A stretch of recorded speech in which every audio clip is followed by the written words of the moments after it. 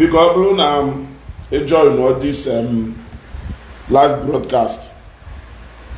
I like it, network and share button, no? Can you share this video? You want to go? As in ebe nwelunde nkosase na nwelunde ndozi. Like on Onseluaka, you are welcome. Share the Linus, you are welcome. Like ka somebody bam. Who is this Reverend Father Gabriel? Who is this Reverend Father Gabriel? Yeah? Who is this Reverend Father Gabriel? Somebody name yeah? Or actually, you are welcome. Somebody name if somebody do so objective, somebody do so constructive, devoid of any personal interest, devoid of envy, full of appreciation. Yes, because as only if only we be name of you should be bold enough and you should be man enough to appreciate that person. Every single material I wear na Igbo is a win to all of us, and not just a win to a section of people. Take for instance, Iken Gana Kokwa, Chiftoni Ezenna, Ijele, Wonya Kokwa, Nimo State, but we will count him as one of the pride of Igbo Land. Joel Pharmaceutical, Wonye Agolube Pitobia, Nyangwe Joel Pharmaceutical, he is Onye Agolo, but he is one of the pride of Ndi Igbo. The same thing. Look at the governor of Abia State today. He is doing Southeast proud. So that person must not be from your family. That person must not be from your town. That person must not be from your village, from your state. For as far as Nonya Igbo, Onya a material na Igbo. Who is Father Gabriel? I need to know who this Reverend Father is. Now, on a piece, this Reverend Father drop. Mwe Father Kelvin Ugu Delu the first thing Odelu, entertaining a whole lot of Ndomi and Abuze Zioku, renamed themselves to the Catholic. When he was entertaining them, because look, let me tell you, any clergyman, whether this is from Anglican, or this is from Catholic, or this is from Pentecostal, or this is from Orthodox, or this is from anywhere at all, in this critical time when people, unbelievers, are after Onu Ebukobi, Iwepota, where be a kind of destructive criticism against Ebukobi, you should be termed the enemy of the church. Yes, you should be termed the enemy of the church. Yes, the church is not only Anglican church and it is not only Catholic church, and with so many other denominations. You understand? So when you are saying that at this particular time, you are not saying it because you are saying it for fairness sake. You are saying it because you want to excite and entertain a section of people not sure any single thing they can lay their hands on to make sure that Naha discreditary the person of Evangelist Ebukobi, and of course other things are just like if Father Angelo they met. You want to go only now let me not go far anything about his personality. You want to go now? Okay, Father Kelvin Ugu drop the first Bushira, you are welcome. Father Gabriel understood what time it is. Yeah, thank you very much. Now, thank you very much. Pojo or Pojo. I like people who always put me in track. No problem. Like the choice of words to use or the right expression to use. Father Gabriel understood what time it is. Understanding the time it is very essential, is very good. You want to go so that you don't even do the right thing at the wrong time. Doing the right thing at the wrong time can be disruptive sometimes. So Father Kelvin Ugu understanding the time I know knowing that in this time I know anything you say or anything you do is not personal to any direct yet. You are using it to entertain other people into proving to so many people that in the kingdom of God, which is what they are trying to prove. You ought to go, John Paul Obi, you are welcome. Now, at a time, Father Kelvin Ugwu dropped a long epistle about how to protect the doctrine of the Catholic Church and not how to preach the message of Christ. At a time when the most Reverend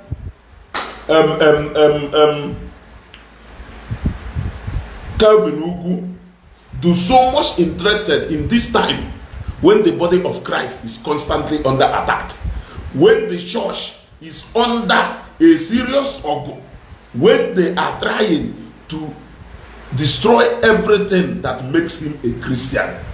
The only interest now is to protect the doctrine of the Catholic Church. When he dropped that piece, Father Gabriel responded, and I want us to go through the response before we go through what he wrote yesterday. I saw what Father Kelvin Ugwu wrote yesterday, a bit 2 days ago. I was almost about to come to that. Then bam, Father Gabriel released another one. You see? So now, Kilebe Ndi Catholic Church ya feel na anybody supposed to Ewaga Ife Father Kulu, but mother ya Ife Kobi Kulu. You can throw stone at the Zion for it defend Ife Kobi Kulu, but you want to justify your own actions of it defending Ife Father Kulu according to Nonsongwa on the ground that na bishop Bikwasariya Kanisi. But Father Gabriel is a Catholic priest. Yes, Bonaventure, you may say that he is not a Roman Catholic priest, but Father Gabriel is a Roman Catholic priest. Ebubemonso is a Roman Catholic priest. I have never seen any of you Potagolu use a kind of word at this Reverend Father.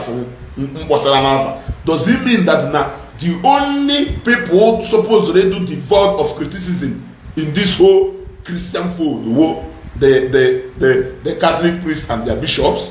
I am not making reference to all the Catholics. I am making reference to those doctrines, say Bagolisi. Those are the ones they make this reference to. And when the doctrine Bagolisi, they are more interested in the doctrine than actually making heaven. They are more interested in the doctrine than Christ himself. Keeping that doctrine is more important to them than trying to follow the way of Christ. You see?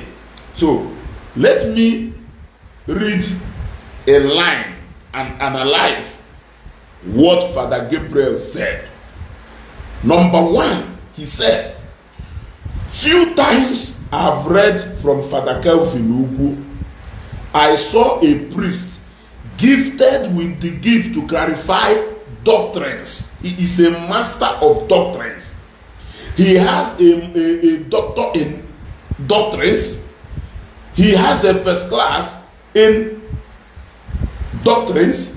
He is a master and the preacher of doctrines.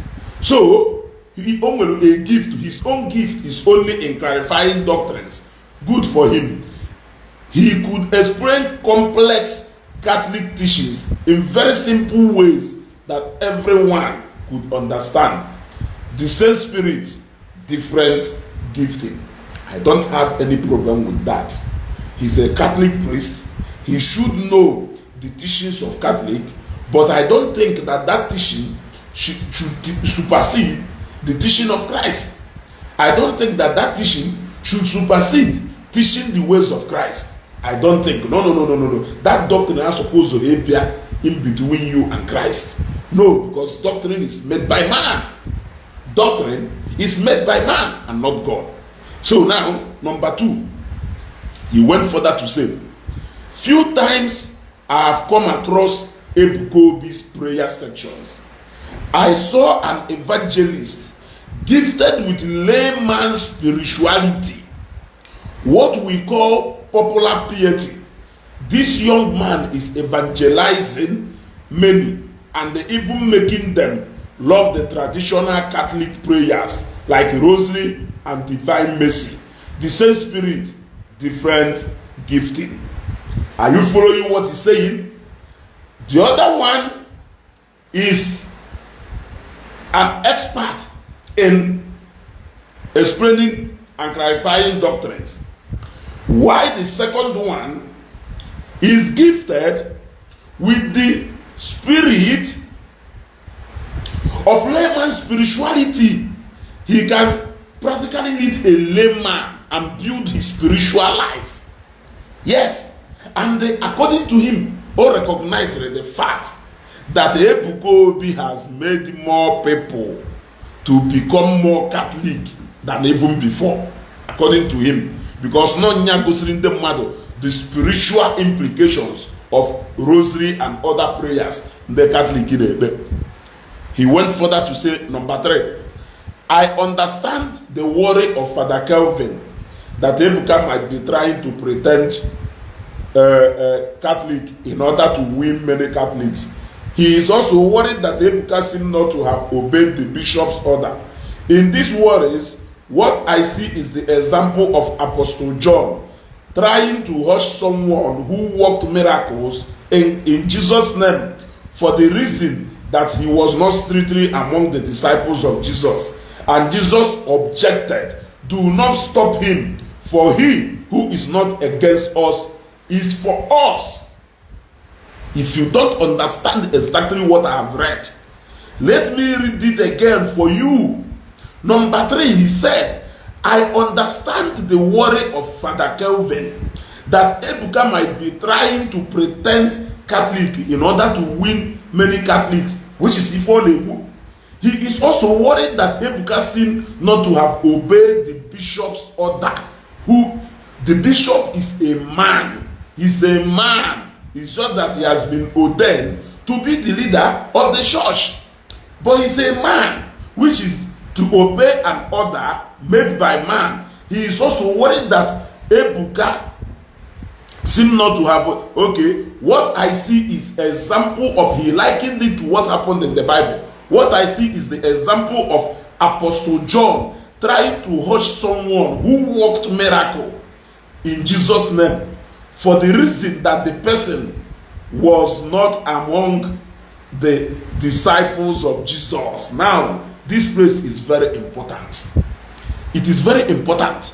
Also, not like in this thing, to ebe Apostle Paul na try he rebuke somebody, na that person made miracle na for Jesus, while na that person abulo an apostle of Christ.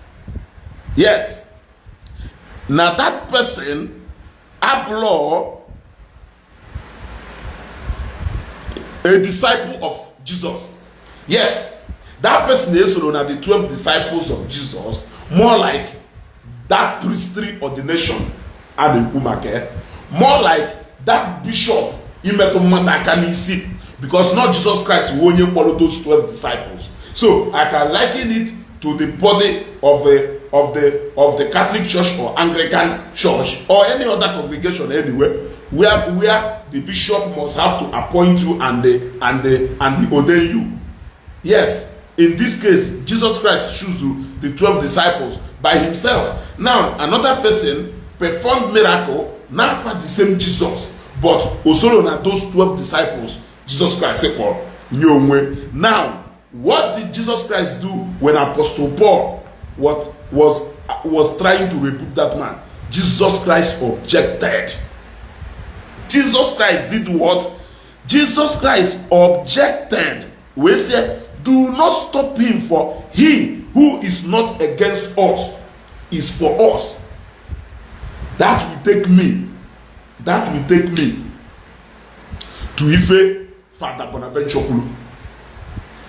Yes, Father Bonaventure Slego, that if Ebuka Obi is preaching the message of Jesus Christ, it means that he is drawing souls to Christ and not chasing souls away from Christ.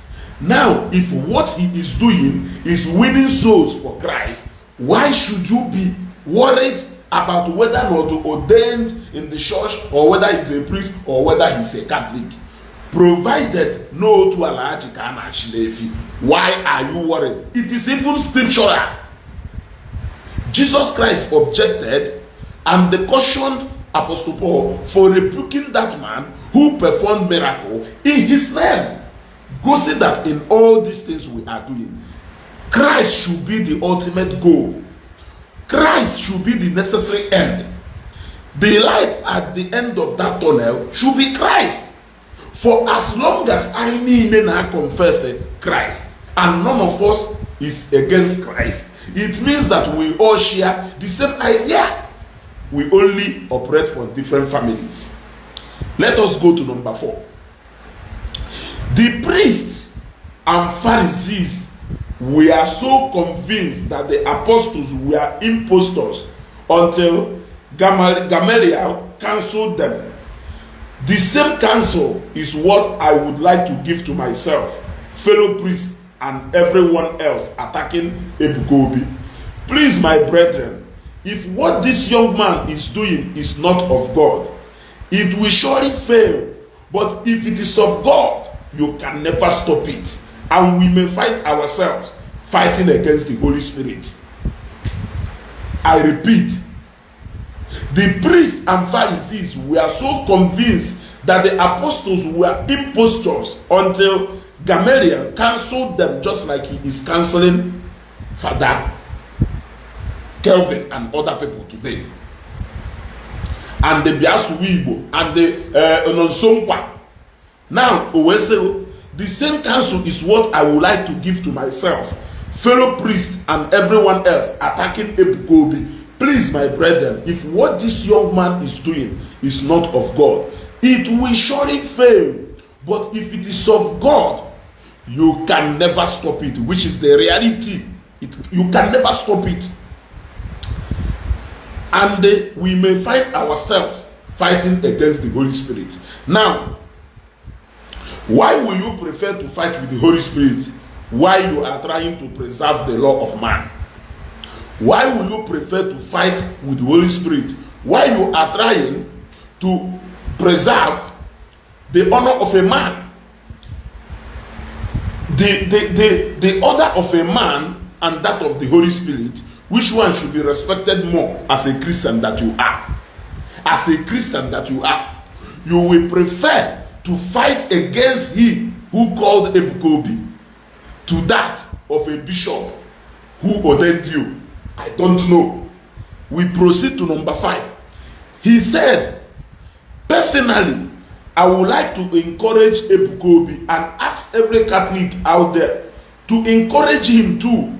The souls he is winning are souls who would have ordinarily ended up under the confusion of many fake pastors.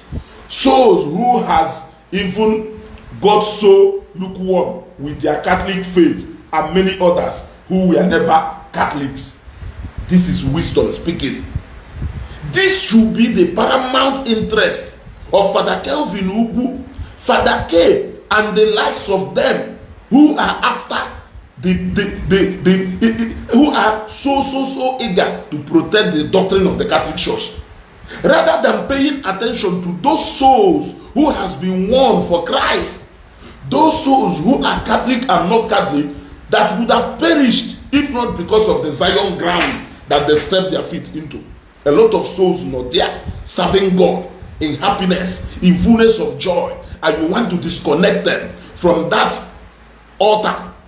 You want to disconnect them from that altar simply because you are a master, a doctor, and name first class in defending doctrines.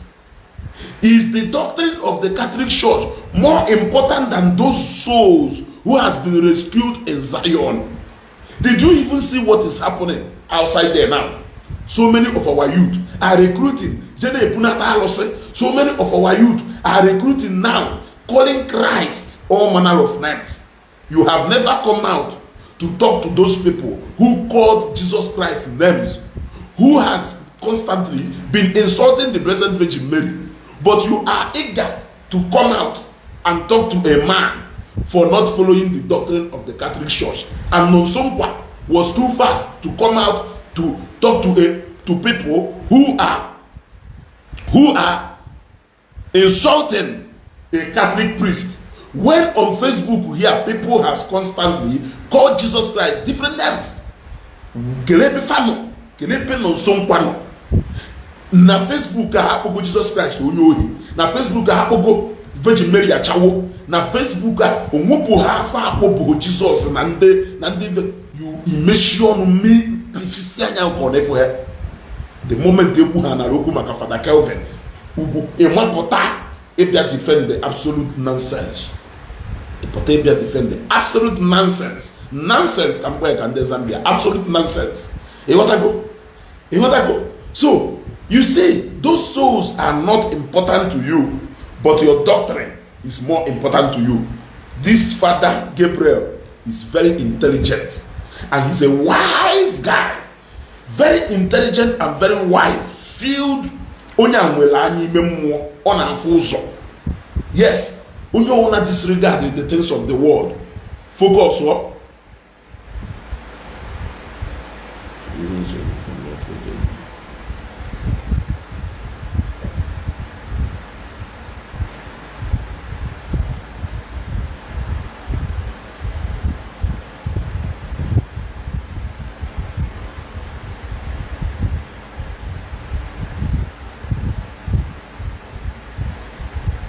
You see? So, let us proceed. Yeah?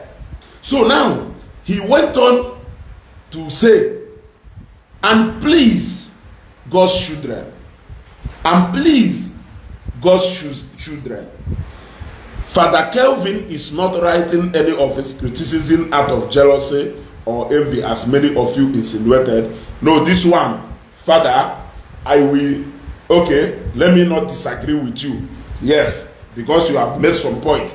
I believe that he is writing from the background of one who knows very well the damages caused by fake pastors to the body of Christ, but he couldn't have done that by branding Ebukobi a deceit. Yes, he could have done that without branding Ebukobi a deceiver. He could have done that without branding Ebukobi a Confucianist. There is no name he did not practically call Ebukobi in disguise. He actually called him a liar multiple times. So on that ground, I will differ on this point that he's not jealous. He is 100% jealous. As a Travers, you are welcome. Yeah? On this point, on this note, I will differ because he is actually jealous because of the choice of word Oyuzu. Have you seen how he has written this piece now? I know that we have not ended without insulting either Ebukobi or Father Kelvin Ogu. He was neutral. Yes, he was neutral. He did not, he could have done this supporting Ebukobi and trying to bring down Father Kelvin Ogu with some kind of polished word. You gotta go with some kind of polished word, but he addressed both of them responsibly. That is how you see somebody who is critical and constructive in his analysis. Yes, he is not one-sided, he is not biased, he is not speaking in support of anybody.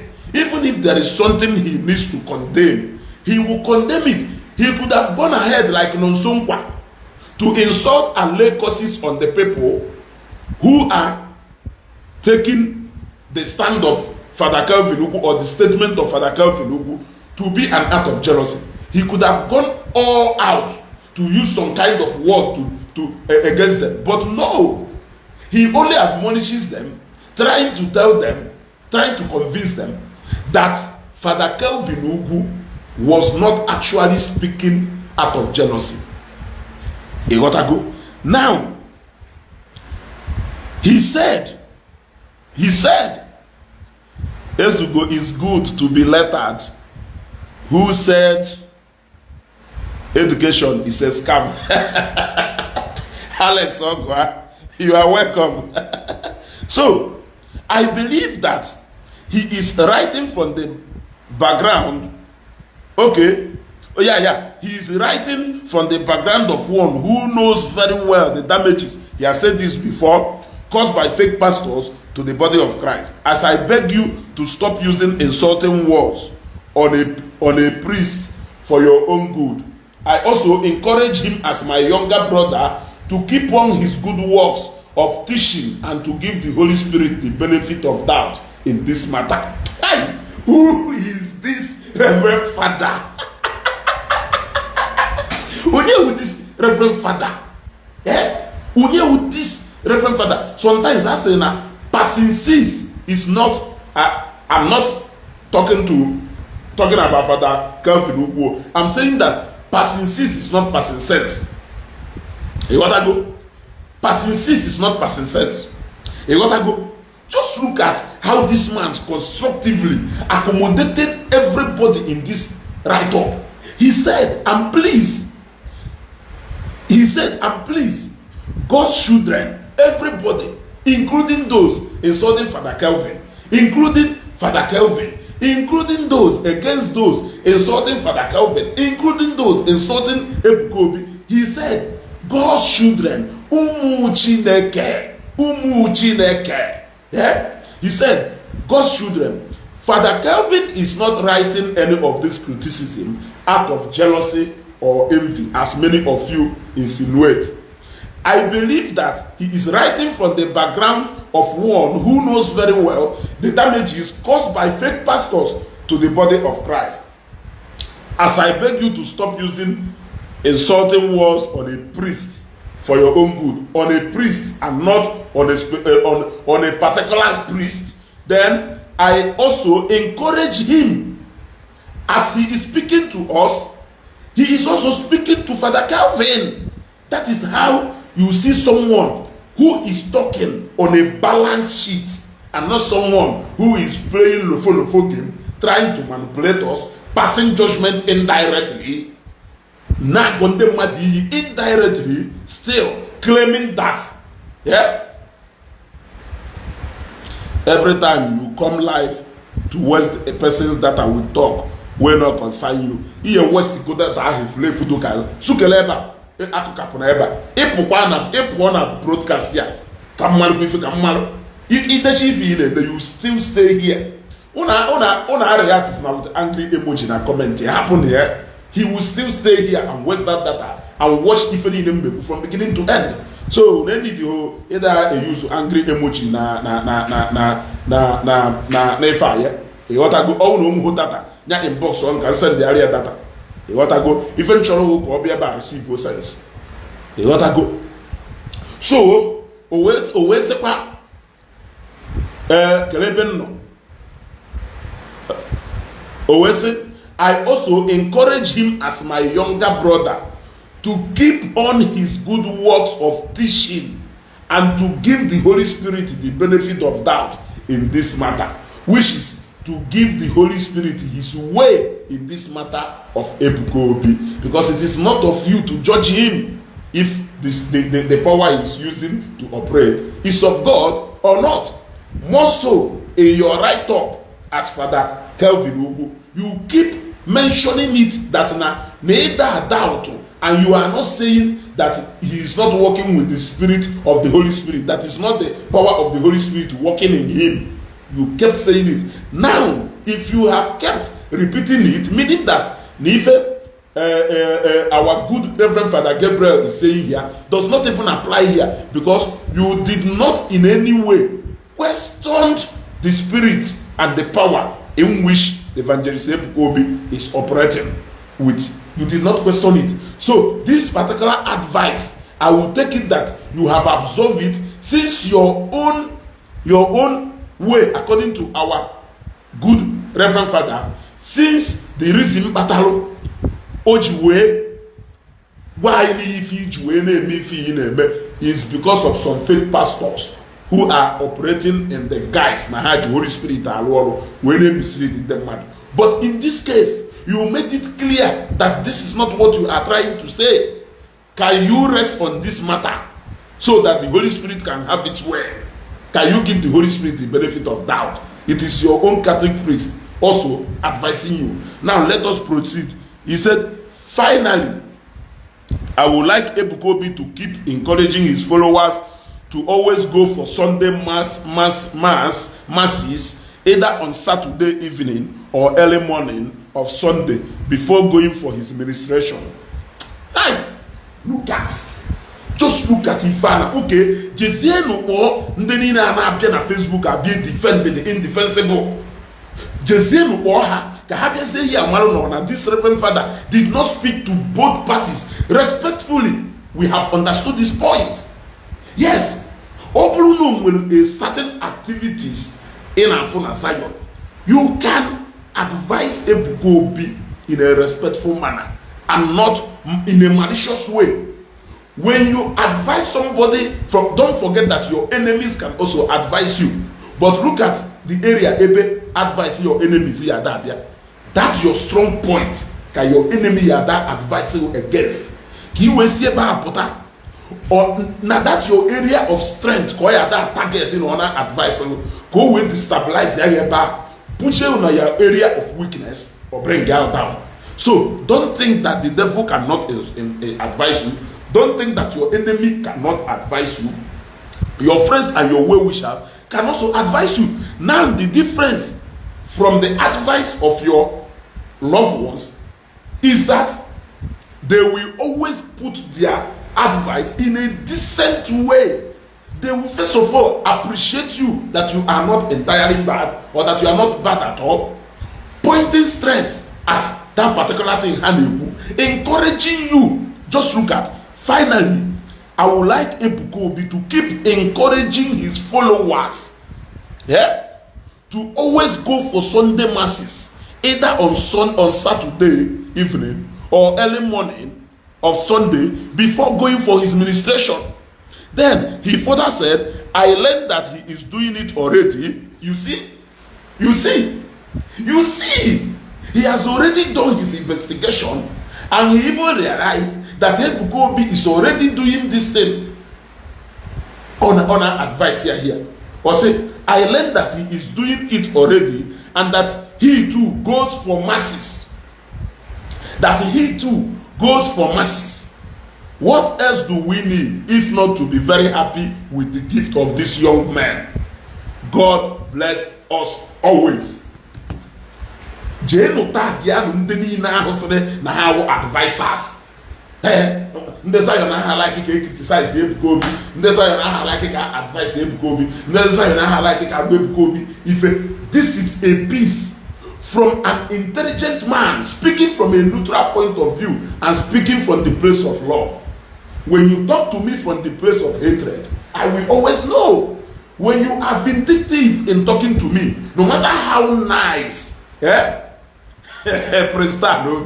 no matter how nice you try to polish those words, one day I'm a man. I know that but the advice if you advise if you because of the choice of words, you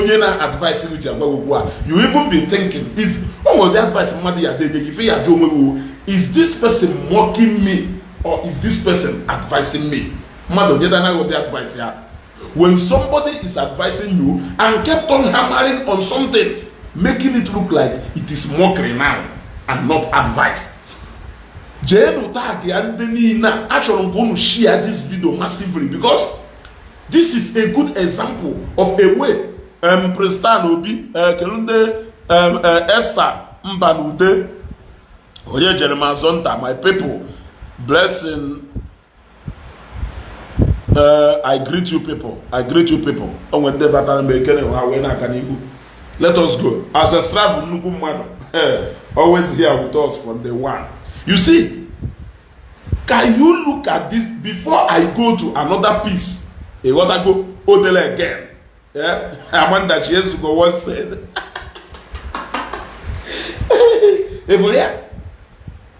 let me rush it down for the sake of people. This is what it means for somebody to be unbiased. A 100 to a moment of truth to her. Waja ha. kwa guru ezi Igbo ha mata ya si ha dibịa akọ na uche help me mama 3G help me kelafa ha ndị odoro anya na unu ha etiri Ebuka Obi odoro anya na ọ na-alike he odoro anya na ọ na-alike Zion. Why are you people advising him? Allow him to perish. Ọwụna nwere onunu ụnụ na-atụ egwu ka ọ gara ịdaba na hapụ na enye dakpu na ekwu uwe mmụọ ya mụ. Kedu ife ụnụ na advice ya? It is so clear activities ụnụ in the past has shown that no na-alike he. Activities ụnụ in the past has shown that no na-achọ ụka Zion na-exist in the first place. So your advice unu always na-adụ covered with hatred, or na-adụ covered with bitterness. Or na-adụ covered with bitterness, or na-adụ vindictive in nature, or na-adụ destructive in nature. Nobody can listen to such advice because your advice sometimes, depending on what happened, na-abịa in form of mockery, na-abịa in form of bad wishes, na-abịa in form of so many things. So who will be there patient enough to listen to your advice? You are either pointing out wrong. When have you ever praised any good thing that comes out of Zion? Just like this man. When you are advising a man like this, you should be quick enough to understand the fact that this man has done a lot of good things. But each time you will come in and come and throw your word in a hateful manner. Advising manner. Take advice. Let me quickly rush it down before I go to another wonderful piece or drop water. Very intelligent man.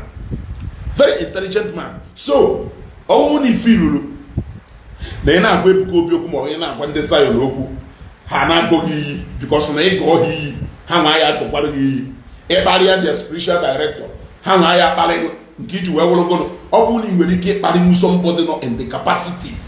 Ebuka Obi wugodo no a pastor. Ya wugodo no na Ebuka Obi ahụ a pastor. Ebuka Obi who a politician or a human rights activist. When such followership do real na efole ndo nwere ike say stand here, they stand here. He still deserves maximum respect from you because it is not easy to have millions of people under you. Ifeanyi Oba is the senator representing Anambra South Senatorial District. Yes. Equal the number of people not under Anambra State Senatorial District. It may be Ndi Zion, maybe half that number. They are bigger in number than any local government in Anambra State. Yes, they are bigger in numbers when compared to any single local government in Anambra State. Or name of is respect chairman of your local government. Or name of is respect councillor of your ward. Or name of is respect even a commissioner who is not even heading any constituency but heading a ministry. Name of is respect. So do you think that on a normal canally, let us take away the things of the spirit? Is he your mate? A man who can speak and more than 20 million people will sit and listen to him and say, ride on, Papa. So guna mate. Ride on, Daddy. Guna mate. Daddy.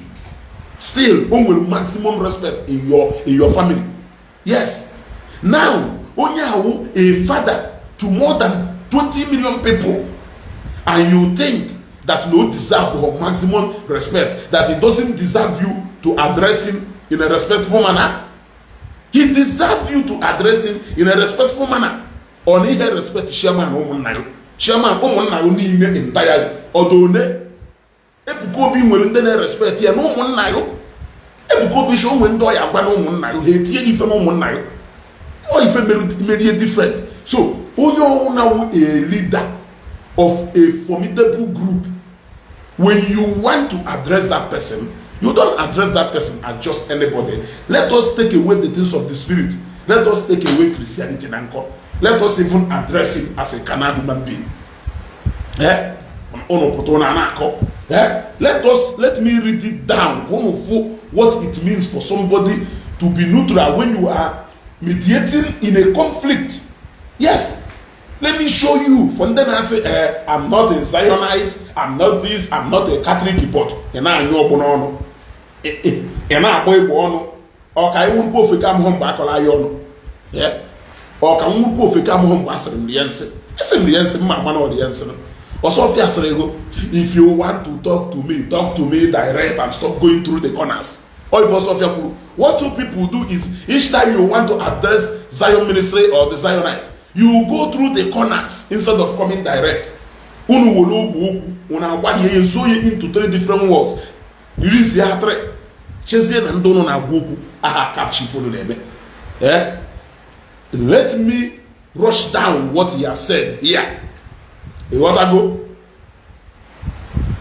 You see, Oshiwo was heavily in defense of Matthias when he was arrested and continued criticizing Ebukobi. Then, the issue of Father Kev or Maputapo also, is it a coincidence? Can we say that it is a coincidence that he supported Matthias against Ebukobi then, and right now again he's supporting Father Kelvin against the same Ebukobi? Yeah, it's not a coincidence. You don't like him. Even the choice of words only used when addressing him shows that he doesn't like him, because we want any atom of respect for Ebukobi. So why can't you have an atom of respect for a man in the capacity of Ebukobi? According to Ife Mokene Mwenwa, you are not anywhere near him. Media presence, you are not anywhere near him.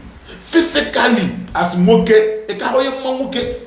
ego unkowa, eje respect ibe to her.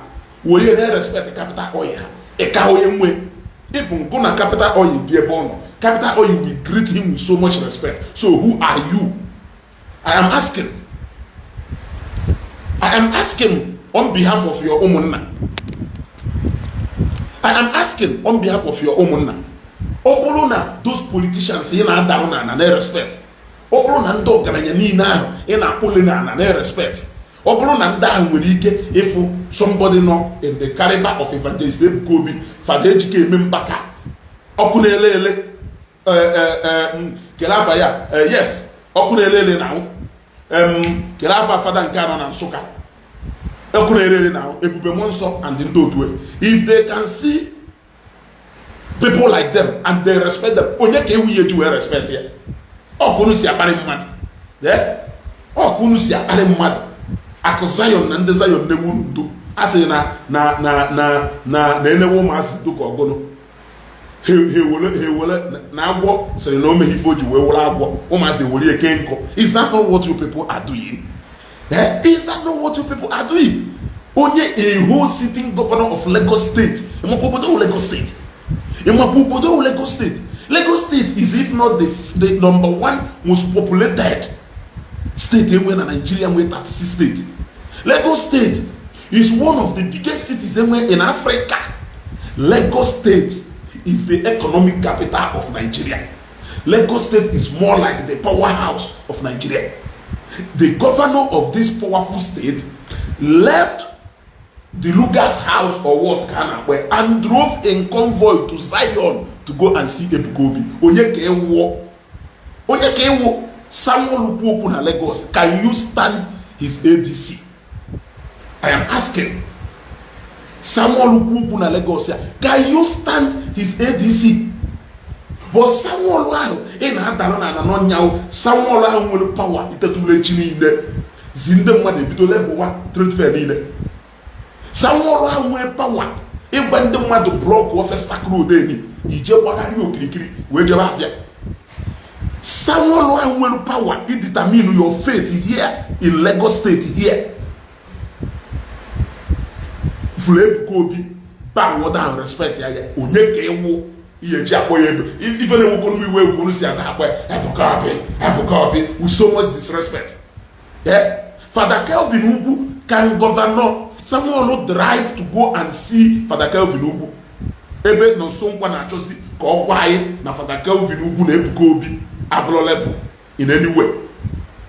I am asking you, can even Governor Hope send a representative to go and see Father Kelvin Ugu? Onye mwe na Nigeria, onye mwe na Gambia bono, onye mwe na Catholic Church self.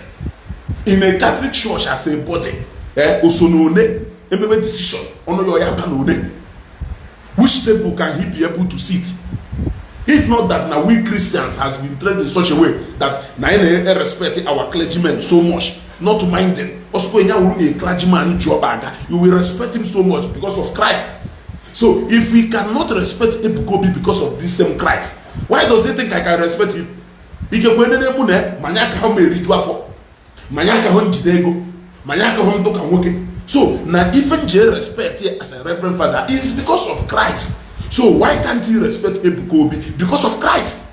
Since so man, ofodun de kemwa, they respect here because this same Christ. Yes, because of that Holy Spirit I feel who possessor. Why can't you respect your fellow minister the same way? Why can't you do that?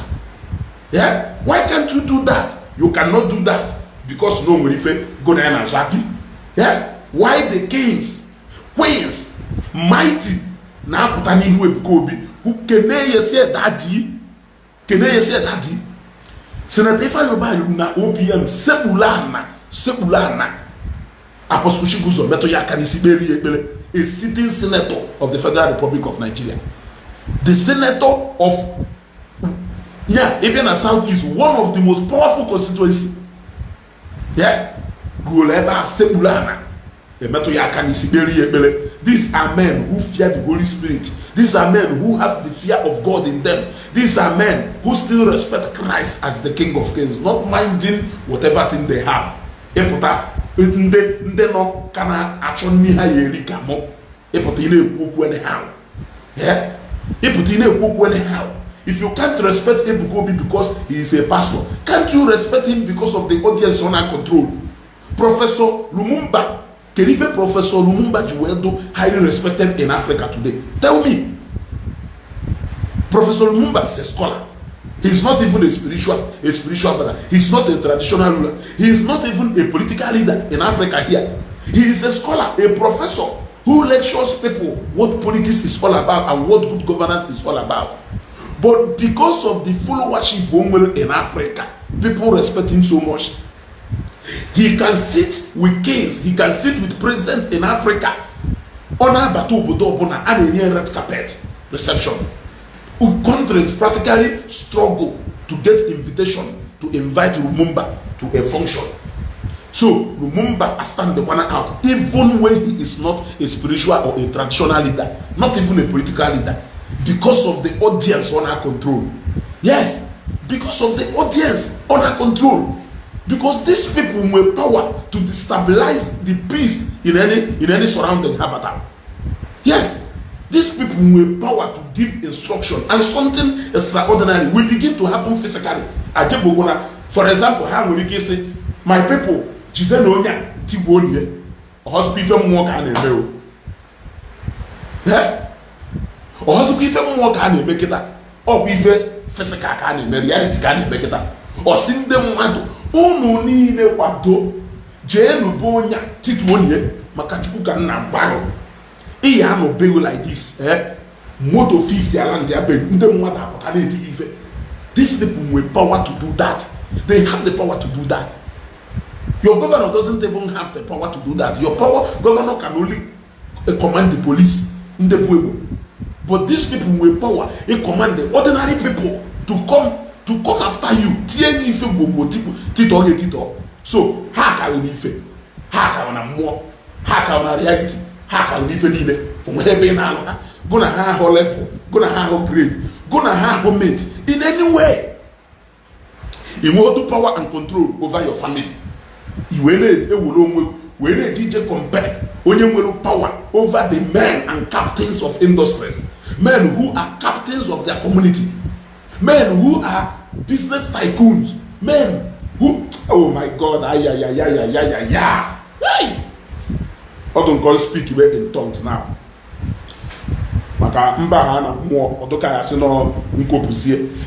So let us quickly rush down this piece. Then we will go to the next one.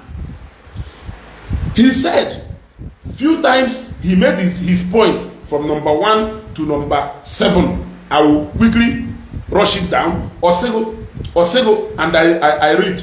Few times I have read from Calvin, Father Calvin. I saw a priest gifted with the gift to clarify doctrines.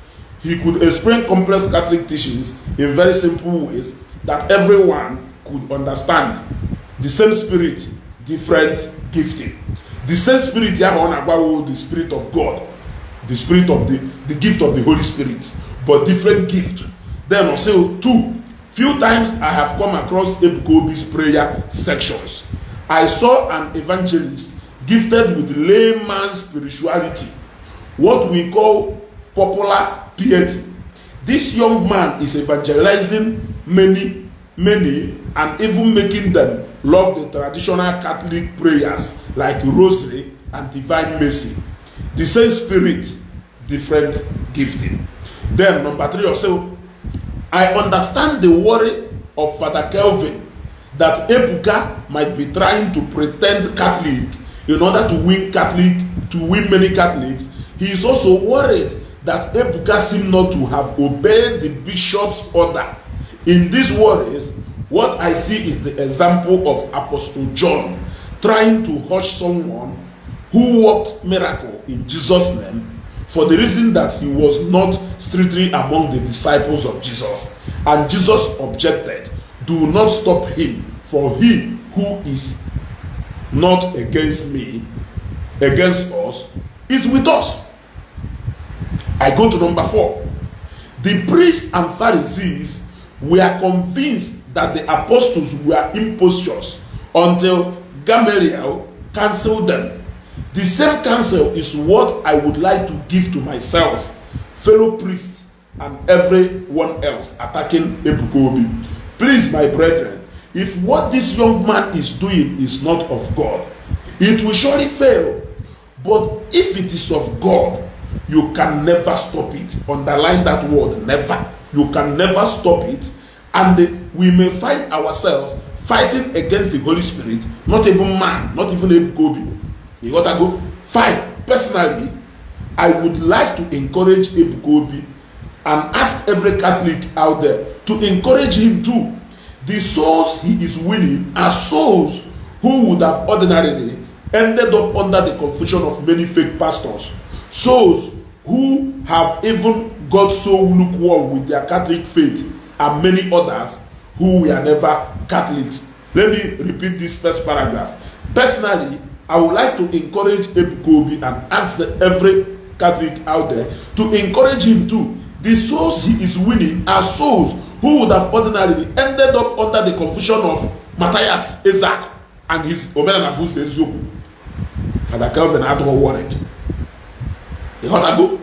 Then, sis, and please, God's children, Father Kelvin is not writing any of his criticism, very nice word, out of jealousy or envy, as many of you insinuated. We use any foul word. Insinuated. Insinuation can be yes, that is what insinuation is. Nice word, choice of words. I believe that he is writing from the background of one who knows very well the damage caused by fake pastors to the body of Christ. As I beg you to stop using insulting words on a priest for your own good, as I beg you, I also encourage him as my younger brother, advising him to side as my younger brother to keep on his good works of teaching and to give the Holy Spirit the benefit of doubt in this matter. Finally, I would like Ebukobi to keep encouraging his followers to always go for Sunday masses, either on Sunday evening or early morning of Sunday, before going for ministration. I learned he is doing it already, and that he too goes for masses. What else do we need if not to be very happy with the gift of this young man? God bless us always. Father Gabriel, okay. Big on page this man need 1 million followers.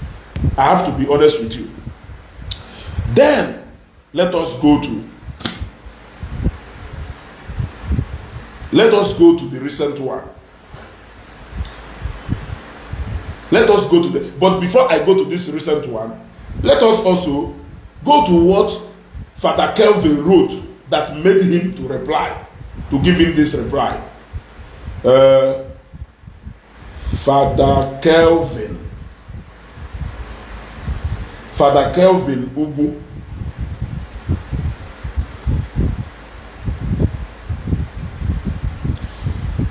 Oyirinaya Victor, my brother, in as much as you are trying to make point, I would like you guys to learn to respect our priest. This is getting too much.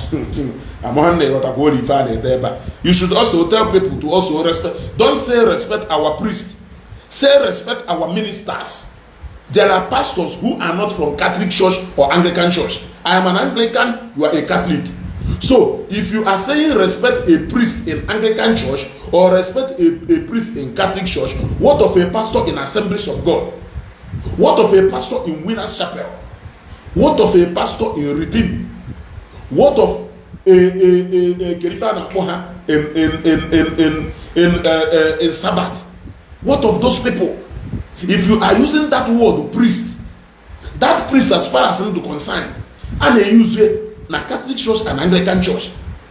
If you use the word our ministers, it covers everybody, including Evangelist Ebukobi. He must not be left out because he is a servant of God. Whether no matter or no nyapolongwe, let God be the judge. That is it. Yeah, that is it. Now, let us go to Father Kelvin Ugwu, what he wrote.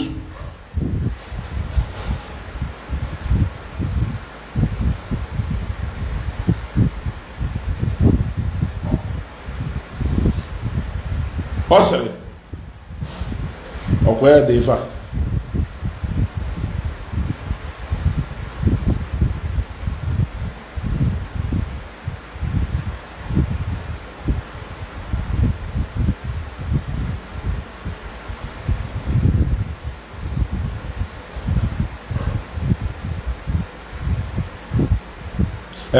Thank you. I forgot me natural.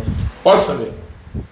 In the heat of the argument on Zion ministry, Zion members and Zion apologists gave the impression that one can quickly attend early morning mass on Sundays so as to meet up with the Zion fellowship later.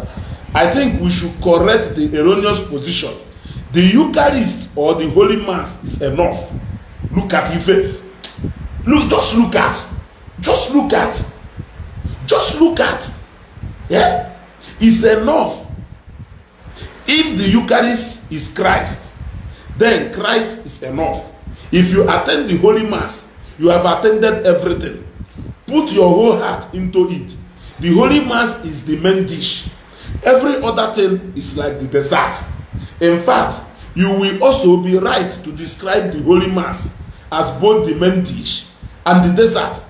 Why every other thing is like taking those children's drink we call Bobble. It is wrong to take Bobble. Is it wrong to take Bobble? No. Is it necessary to take Bobble? No. Can Bobble substitute for the main meal? No. You get the point. Bye. Good night. Now you see.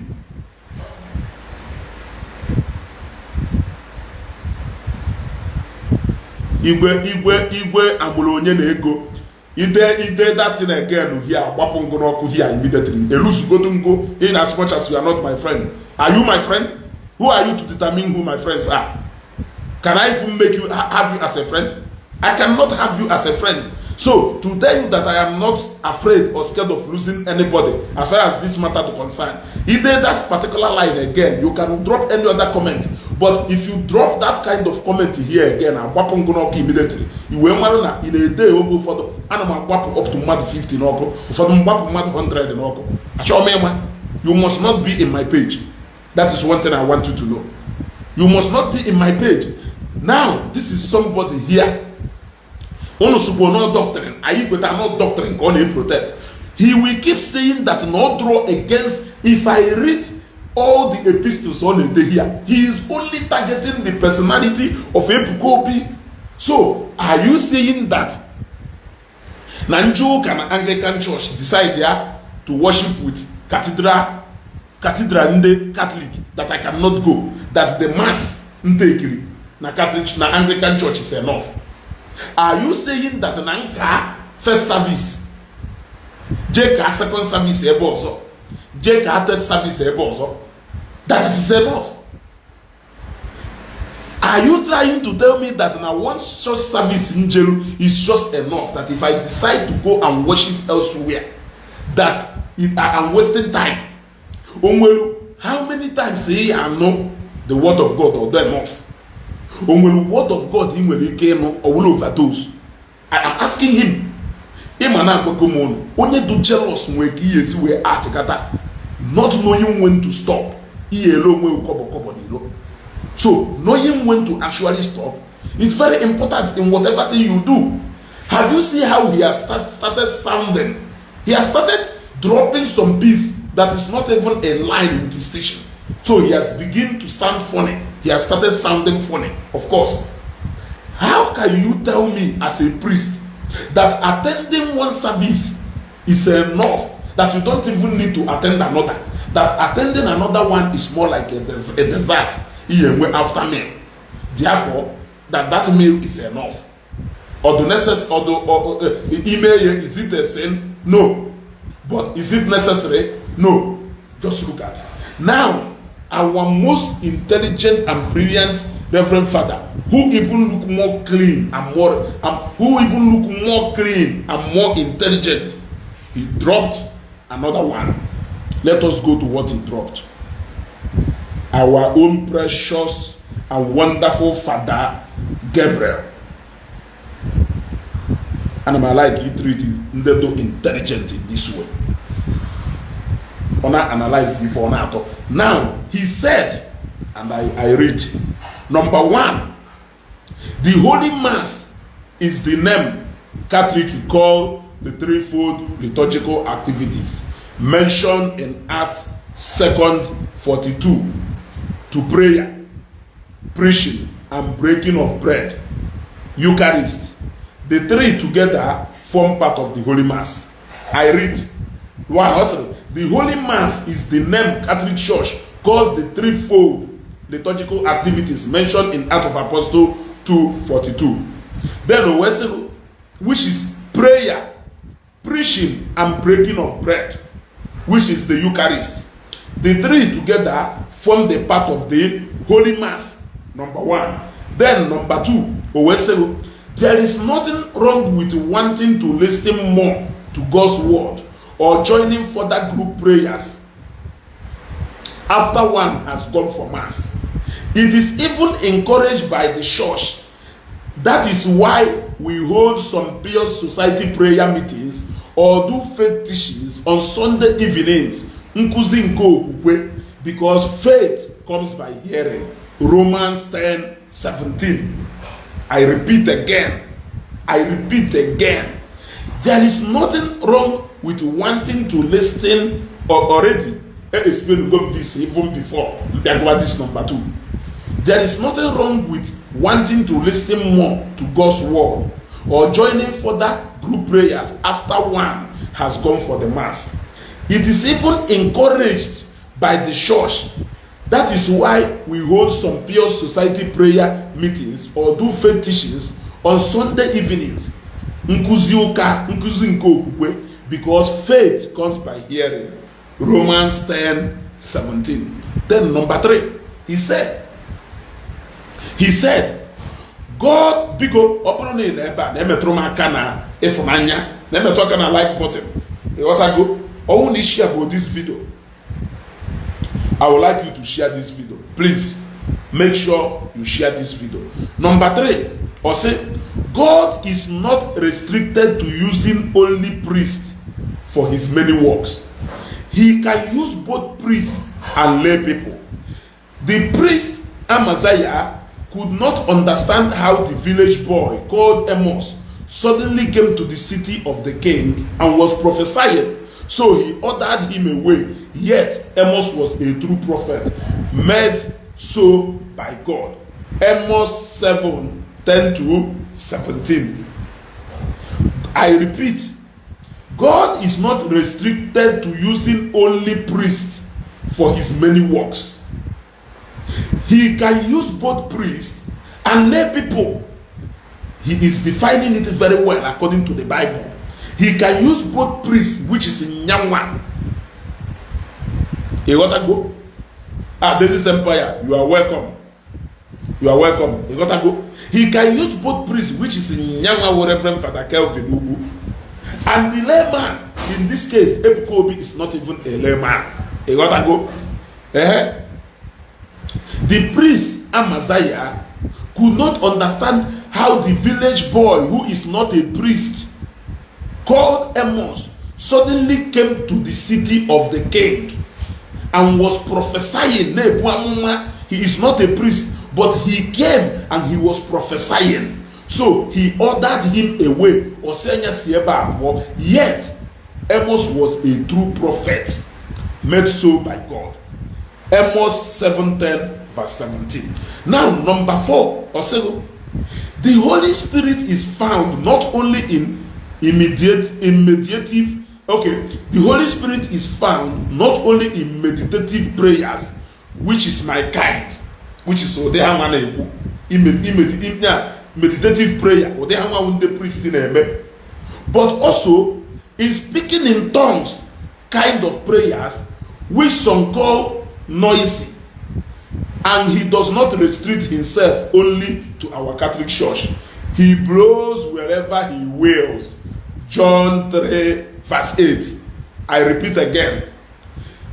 The Holy Spirit is found not only in meditative prayers, which is my kind, which is Hanwa, but also in speaking in tongues kind of prayers, which some call noisy. And he does not then quote this Bible. This John 3 verse 8. And he does not restrict himself only to our Catholic Church. He blows wherever he will. John 3:18. Meaning that this spirit is not only restricted to the Catholic Church, it blows wherever it will and to whoever he wants, not just to priests. Just like he used Amos to give an example here. In Amos 7:10 verse 17. Read your Bible. I have said it to so many people. Then I use a word from the Bible. We cover their arrow. And I will answer you straight ahead by telling you, Bible cannot contradict itself. Bible can only be contradicting to you when you read it carnally. It is Isiagu Chike and the river. It is Isiagu Eze goes to school. Bible is not a carnal book you can read because you know how to speak English, because you can read out English words. Bible needs the inspiration and interpretation from the Holy Spirit. Just like Constitution. And I may use an example. When you are given the book of Constitution Nigeria now, you can read it. Can you defend yourself in the law court with it? The answer is no. A lawyer can do it more better. I'm not just a lawyer, but a qualified one. Can read it more better to you. So let us continue. If we say that Zion people obeying divine inspirations to gather and pray in Jesus' name is disobedient to church, then we are saying that the whole of Christianity was built on disobedience. The chief priest had told the apostles to stop everything they were doing in the name of Jesus, but they were expelled from the synagogue and Christianity began.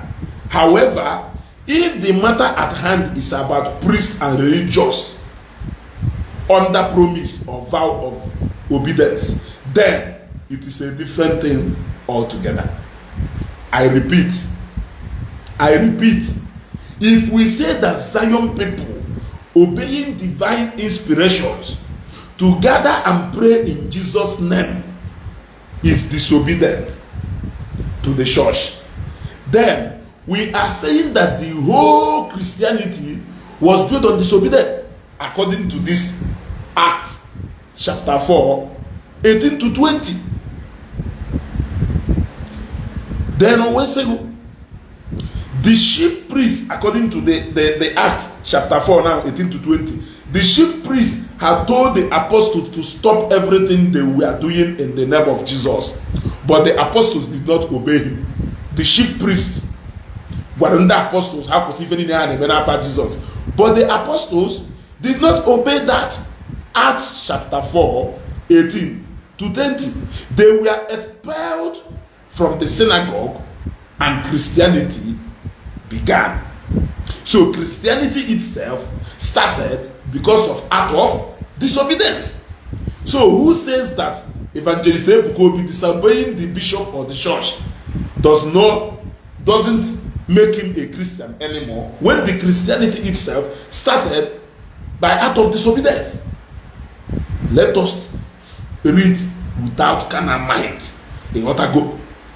However, if the matter at hand is about priest and religious under promise or vow of obedience, then it is a different thing altogether.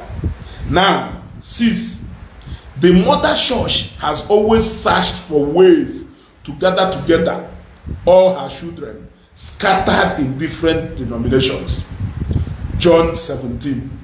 When Pope Paul the Fifth in the 1970s, for instance, saw the great flow of the Holy Spirit on Catherine Coleman, an American Pentecostal evangelist, the Pope had to invite her to Rome for encouragement.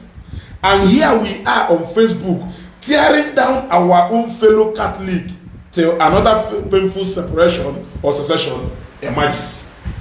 This part of woman. This part of woman. The same way Africa and how unite here together. Carry with borders. Goes well now. The mother church has always searched for ways to gather together all scattered in different denominational churches. Scattered in different denominations. Always say that when Pope, who is the head of the Catholic Church in Rome, when Pope Paul the Fifth in the 1970s, for instance, saw the great flow of Holy Spirit on Catherine Coleman. Yes, an American Pentecostal evangelist, not to talk of a Catholic evangelist. Yeah, the Pope had to invite her to Rome for encouragement. And here we are on Facebook tearing down our own fellow Catholic. Now when all Catholic go to another painful separation or secession emerges, because when it emerges, it's going to take a whole lot of people from the Catholic Church, even Anglican and other Pentecostal churches. This is how people keep moving, opening their own churches, because now the mother church Hanone could not swallow their jealousy and envy. You will fight your own, who is supposed to be your pride, until that person packs his load, leave your house, and move out with a whole number of people. Yes, the history of many Pentecostal churches today, it is because now the mother church will manifest that their gift. And you have a chance. And when they go with people. Don't think no aja. Nothing stops Evangelist Ebuka from going to start his own church. When he starts his own church, just like all these Pentecostal churches, only go enough population. Omepe branch na Newi, more people will leave Catholic Church, Anglican Church, other Pentecostal churches to be assembling there in Newi. Omepe branch in Enugu na different states, people will still be congregating there, and it will be losses to so many churches here. The mother can registered members. Zion Yesile Gosi and Jenny Yosu. Zion Yada one day mother Abuko. Zion Yade, if any we go everything ready that by a decision from him, everything will start. It is already a successful church on its own, even without Nyamwe Igweta Epo from the Catholic Church. Can't you people be wise? Who are you even rising up against? You are rising up against a man who has already built a royal congregations for himself. That is the man you want to rise up against. Ignorance indeed is a disease. Ignorance indeed is a disease. Then also, now number 7, what we should be doing is to encourage the local church where the Zion ministry is found to try and incorporate it in full as Catholic ministry. Put priests there as chaplains to be saying masses. Guard against aberrations, etc. Which is what he was doing before. Before Ndo Shonganoke Bata, was that not what he was doing before? The abundance of the harvest in Africa tends to make us to be too quick in suppressing charisms. It is in the nature of the sheep to sometimes act stupidly or even go prodigal. It is the nature of the church to search for her. 8. Finally, if we are unable to make our opposing point without insulting our opponent, this man, this man, this father, no. We are created parish, this father, no. He must be a blessing to that parish. He must be a blessing to that diocese. What I can say and analyze that first write-up, Yangoro, making your point without any insult. Because the moment you insult somebody, from then I say, Nande Zion na insult someone. The moment you insult a Zionite, expecting insult back is not inevitable. Yes, expecting insult back is not inevitable. Oh, so he is based in Europe and he's sounding like this, but Father Kelafaya, also no Father Angelo, never na sound ka a broken record. Yeah, or not there na sound like a broken record.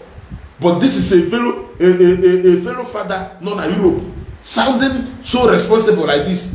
But on Nyama not there, he wants to be only one write up. What they do very funny. I will read it in this broadcast. Yeah. Then we are also finally, if we are unable to make our opposing point without insulting our opponent, then we are not showing ourselves as Christians, and then which means one like Christ. The beauty of constructive criticism, which I always say, is that no matter how opposing the point may be, they are expressed finely and respectfully. And here is one of my guiding principles. Say evil of no one. Titus 3:2. God bless us always. Who is this man?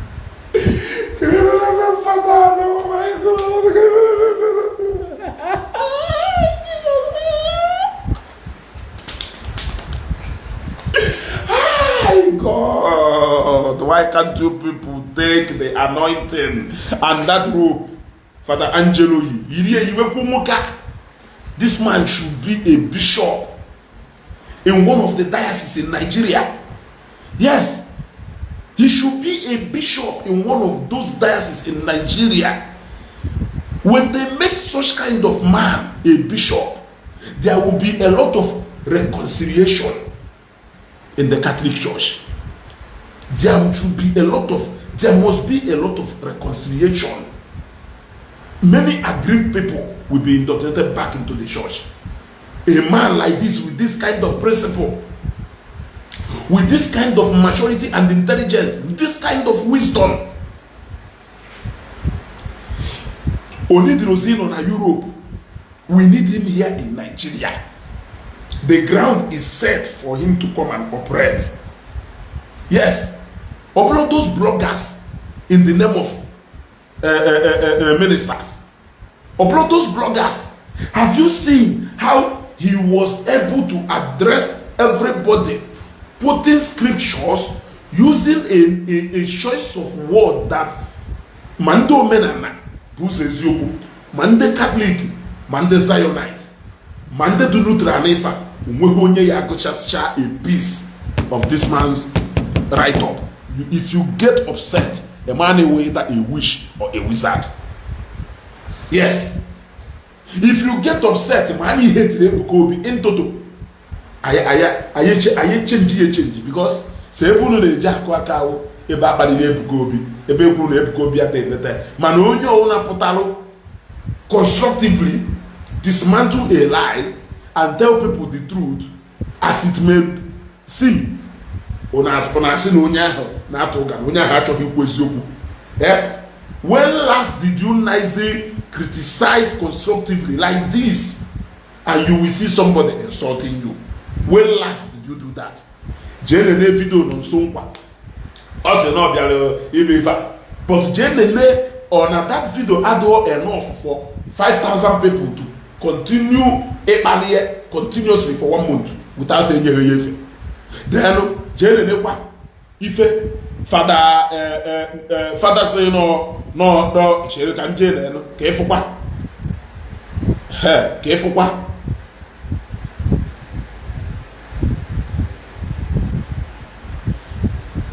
maka ha mara ụma ha bịa na-achọghị okwu na-ezu data okwu ha na-achọghị in a refined and polished English ọrụzie n'iwu ofeke ya chọpụta na akparịgo ịghọtago ngwa n'anya. When you mentioned purity, let me tell you why he has chosen to address this word purity.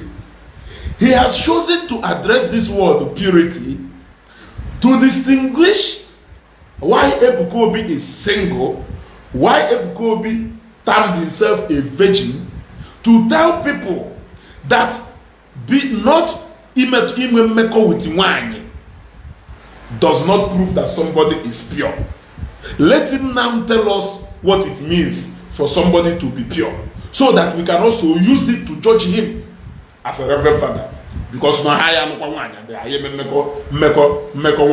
they want to go. So let us read it. You see, he is out to attack and to humiliate every single thing that makes up that man, Ebuka Obi.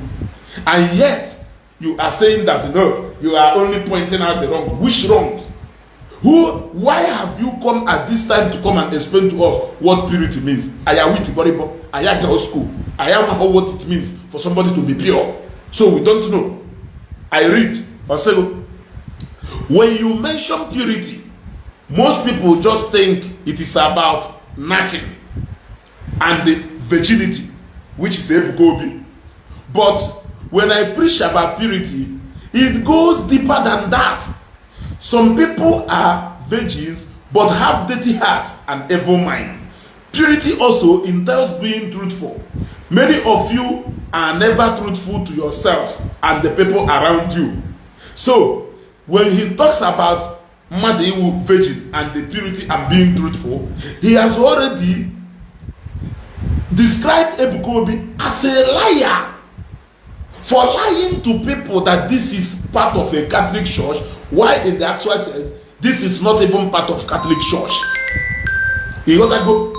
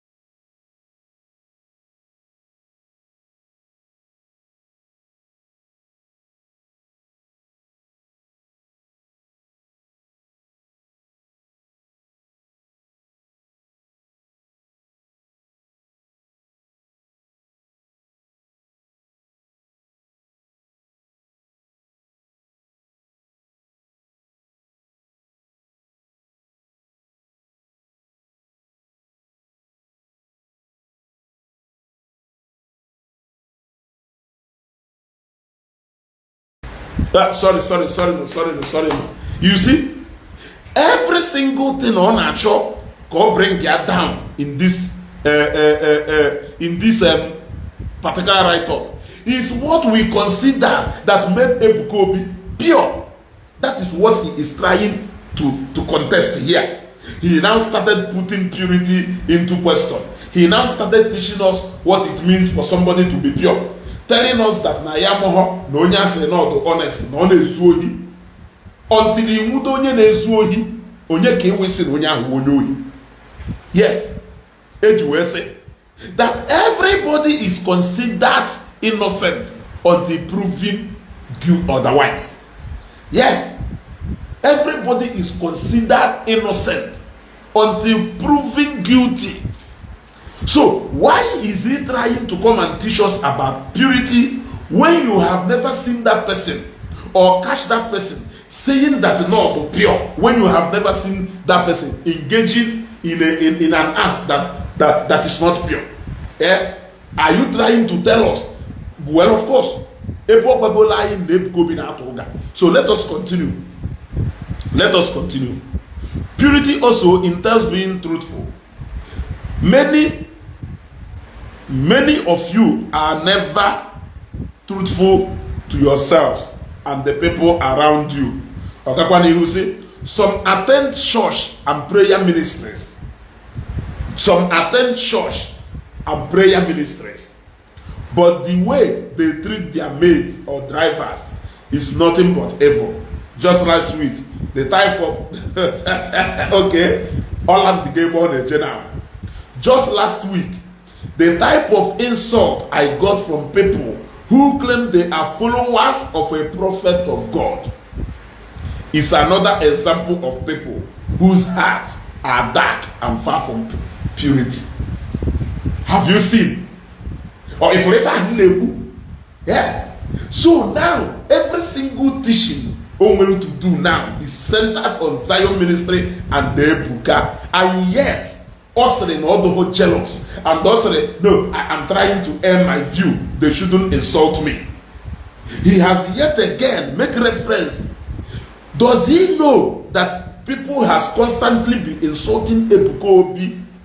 Does this father know that people like Matthias Nandotwe has constantly been insulting our bishops, our Catholic priests, our Anglican priests, our Pentecostal pastors and bishops, and everything that makes us Christian, even the master himself, who is Jesus Christ, even his father, who is God?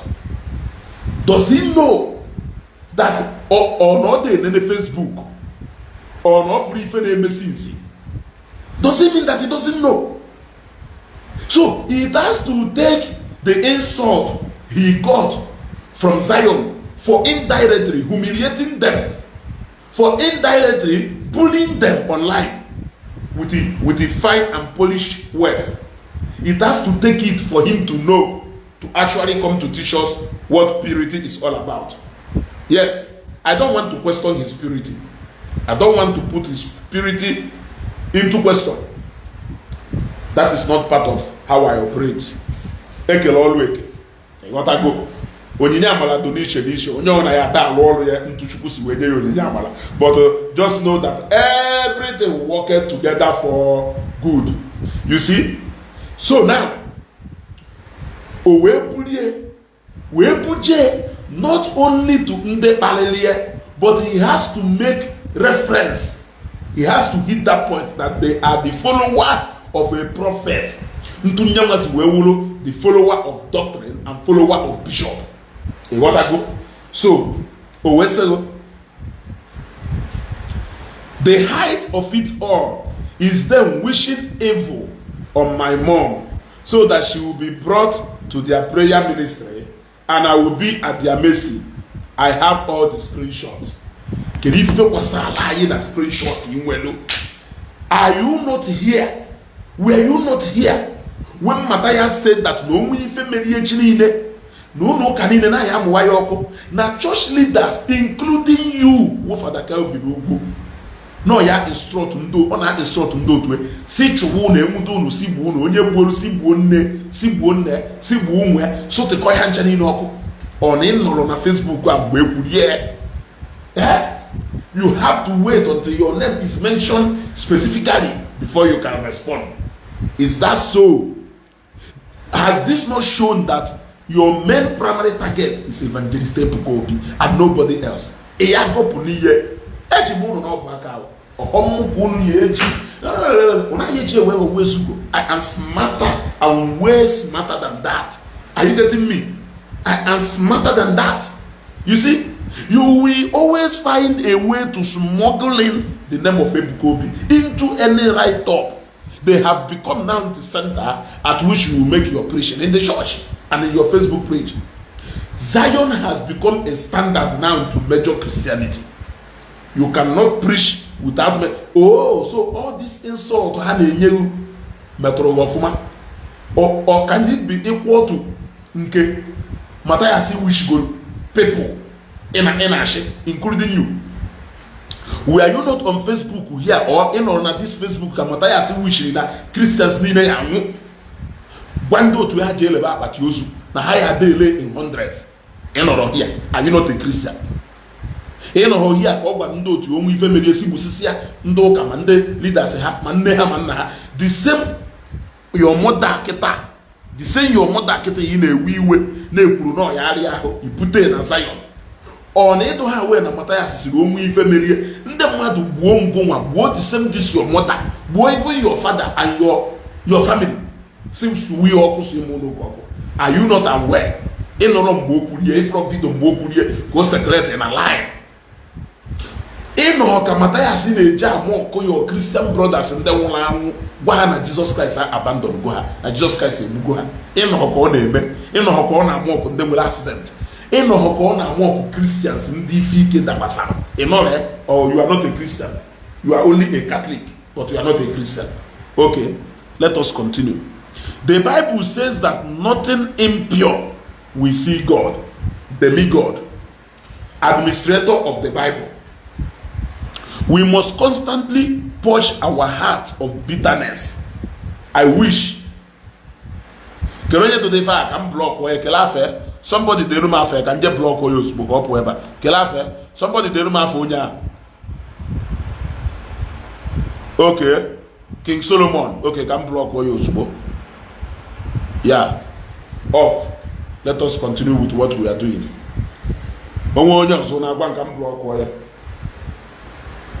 You gotta go. Kaka black, una respond to the person. Yeah. Up go at this page immediately. You gotta go. The Bible says that nothing impure we see God. We must constantly purge our heart of bitterness. How I wish my precious father, Reverend Father, can define bitterness to what it is. Yeah? What is bitterness? How else can I explain what bitterness is all about? If not this continuous sleepless night on a way about a man who has never for one day mentioned his name prior to Ivan. Even up till now, he has never mentioned his name. So, what could be bitterness compared to you running after a man who doesn't even know that you exist? What could be bitterness compared to this? Then he continues, we must constantly purge our heart of bitterness, of evil. If someone corrects you, take the correction. If you feel you can't take it, why insult the person? Is that what Christianity is all about? Because in case of Wolona, Wolona Namuje Community School, Amromi Fomi, because can somebody help me to define what insult means? Can somebody help me to define what insult means? Because it seems like now our people are really not understanding what it means for somebody to insult you. And they are beginning to use that word in place of criticism. They feel that criticism, while trying to criticize or correct somebody, that you must swindle in that particular thing for you to make it. Look, I have always said it and I will keep saying it. What you give, you cannot measure the measure, you cannot say the measure you will receive. The actions you give out, it is not left for you to determine the reaction you are going to receive. The earlier you come to reality that You cannot use your emotion and sense of judgment to manipulate the rest of us living in this life. Okay, you don't like shawarma. Must we all desist from eating shawarma? The answer is no. Don't eat shawarma. Let us eat shawarma in peace. Don't insult me because I am eating shawarma. Nevertheless, you can respectively tell me the reason why you don't like eating shawarma. Or if you don't harmful, you can respectively tell me that. Yes, you don't need to condemn me while you are trying to tell me the reasons why I shouldn't be eating shawarma. Am I communicating? So, everything now, they have written it down, hidden it into correction. Even a man who will insult you for 30 minutes is busy saying that he or she is correcting you. Which kind of correction is that? Somebody can not allow you for 30 minutes. Mado joye or say no na correct you. So all the fast he picture no people, but odroti fast he picture no kunke picture bitterness. For God's sake, why is it that everything these people they preach against is what they are practicing with impunity? What are you people expecting from Zionite? From Zionite, you want to see people who are as pure and as holy as Christ, people who have water flowing in their vein and not Obala, people who are Christ personified. But in you, it is good for people to see the demon and devils incarnate living in you. Yes, and when you become hostile to the person must be forced to respond to you with love. Make una dey play. Make una dey play. Make una dey play. Listen, you think it's everything you like that we must like. You think your approach must be our approach. Nevertheless, what is good, and when you see what is good, you don't need to question it. Just look at a piece I have read here from a reverend father who has decided to come and mediate into this matter. Okpu na toka sugar ifa gbanaka ejirenyo welenyo ye. And this is what I want you people to understand. Everybody is coming to correct Zionite and in the Zion. Everybody has turned to moral lesson teacher to the Zion and evangelist Obi. Ono poto na na komado ono una na heap allegation on matter. Una na use all manner of ill words on somebody. When they respond to you, you will come out to picture mbale dunoku hakulu. You gotta go. Una put look at for over how long Father Kelvin can daily things about the Zion. You gotta go. Umurisi for so. Omurife or reply leba. Kerifonya deleba. Onya said, if truly Jesus Christ was giving birth alone and Mary didn't have other children apart from Jesus, does it mean Joseph never had a knacking relation with Mary even after giving birth to Jesus? Or Mary wasn't permitted by God to have another child? If you can read in Matthew 1:25, the Bible says, but okay, this one of the Wagalo where Ishi. You gotta go. So you see, just to explain, to keep explaining to you, which is this church doctrine the way you were. We feel we wake up, never my hand like in one. Okay, man, religious bigotry, which is this, which they are mistaken to be if I name. Yes, what we are doing is what every Christian should be doing. But this one, a religious fanatic, a religious bigotry, ethnic bigotry, these two things are like on your one beat. I like on your one beat.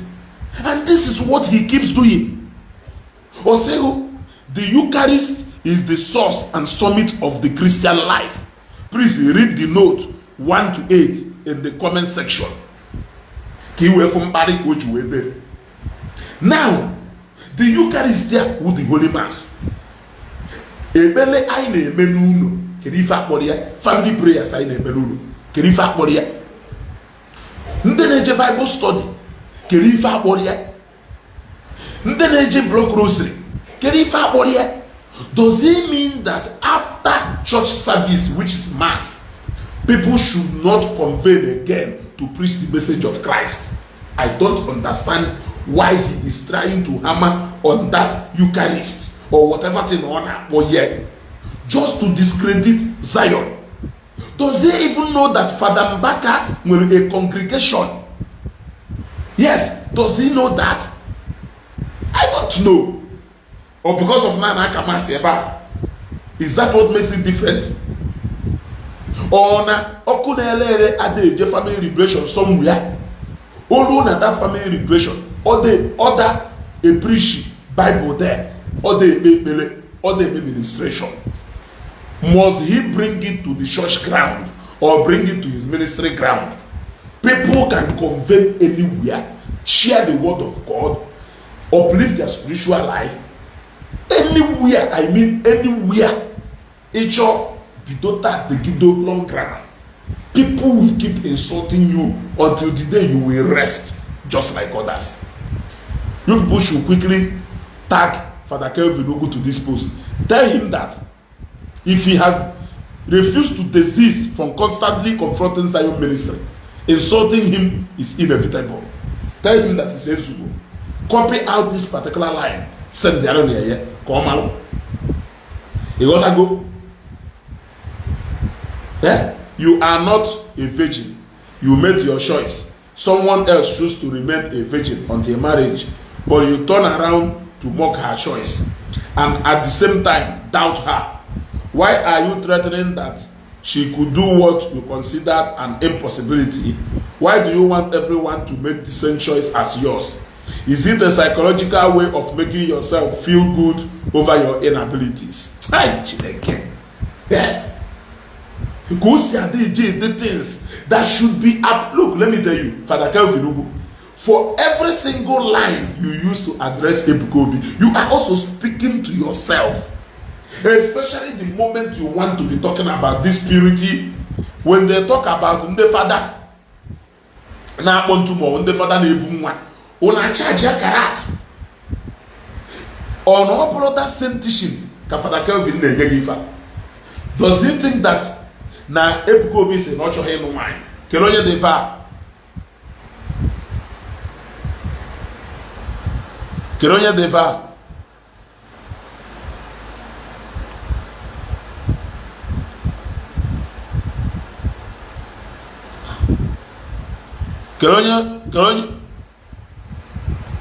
Keronye deva mother se block wo.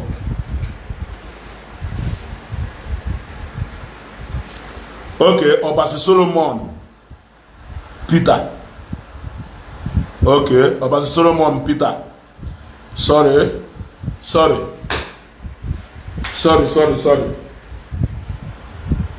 No. Ya got ife ha na-eme. Ọ na-eghọtara ife ha na-eme. Ya ma na ịda blọk ụfọdụ n'ime ha do necessary. Ya ghọtago. Ịda blọk ụfọdụ n'ime ha do necessary. Ya ghọtago. So, the moment you want to, out of bitterness, envy, and jealousy, and constantly be talking about the purity, taking it down to virginity, every single message you are pointing at him is pointing at you as somebody who is also not having anything to do with it. Yes, if you are saying that because he is saying that he's a virgin, does not necessarily mean that he is pure. What of you? Are you confirming the message of Nde Father na Pontu, or Nde Father na Ebumwa, on the sisters, Nde Father na Ata? Is that what you are confirming? So sometimes we tend to look away from all these things, but you people will keep confirming it. Why are you hammering on this purity? Is it left for you to determine who is pure and who is not? Preach the message that people may understand what they should do in order to be pure, in order to live a life of purity. But it is not in your place to determine who is pure and who is not. For the moment you judge another man, you will be judged also. So the moment you judge Ebuka Obi with the decision not taken to remain a virgin and to keep his purity to himself, the moment you keep questioning that and keep telling us that that is not just what purity is all about, then I will tend to call you up to come and explain to us why Reverend Father Sejiri Anuwan. Is there a reason for that? The answer is no. Is yes. Is there a reason, but the Reverend Sister Sejiri Anuwan? The answer is yes. What is that reason? The answer is as good as what I know, and you know that. So why do you keep putting that into question? Are you justifying people who are questioning the integrity of some Reverend Fathers? Now, the moment they take it to Reverend Father, una charge ya karate. That is my problem. But this is a Reverend Father breaking even the chair that he is sitting on, breaking even the table that he's reading from. So, he keep going after everything that Ebuka Obi represent. Ebiana kono, hanwoge kono, ebawamba. The only problem you have is that you feel that these people are respecting Ebuka Obi more than you, who is an ordained priest. You are feeling a sense of entitlement. Why must they be insulting you and respecting Ebuka Obi? There is nobody who has monopoly of insult. In your comment sections, there, you are not copying that insult simply because Nifiru no deserve. Yeah? I can go to your comment section and prove it to you. But you are regarding all those believing that no deserve. Yeah? But it is now about superiority contest. You are now in a superiority contest with Evangelist Ebuka Obi. Why must it be Ebuka Obi and not you? They play. Whenever they try to twist it, someone who knows me will always come through. I thank all my friends who follow me sincerely with a clear and open mind to learn and unlearn. God bless you, talking to people who believe in Him. What of those who don't believe in you? Are you not telling us that everybody is subject to correction? Do you have monopoly of knowledge? Are you not to be corrected also? Are you so perfect that whatever you say is correct? So whoever that doesn't believe in your teaching is indirectly against your teaching. But you can go against the teaching of somebody and you will expect us to bravo. Bravo. One of my policy and motto in this life is treat others the way you want them to treat you. May for joy. As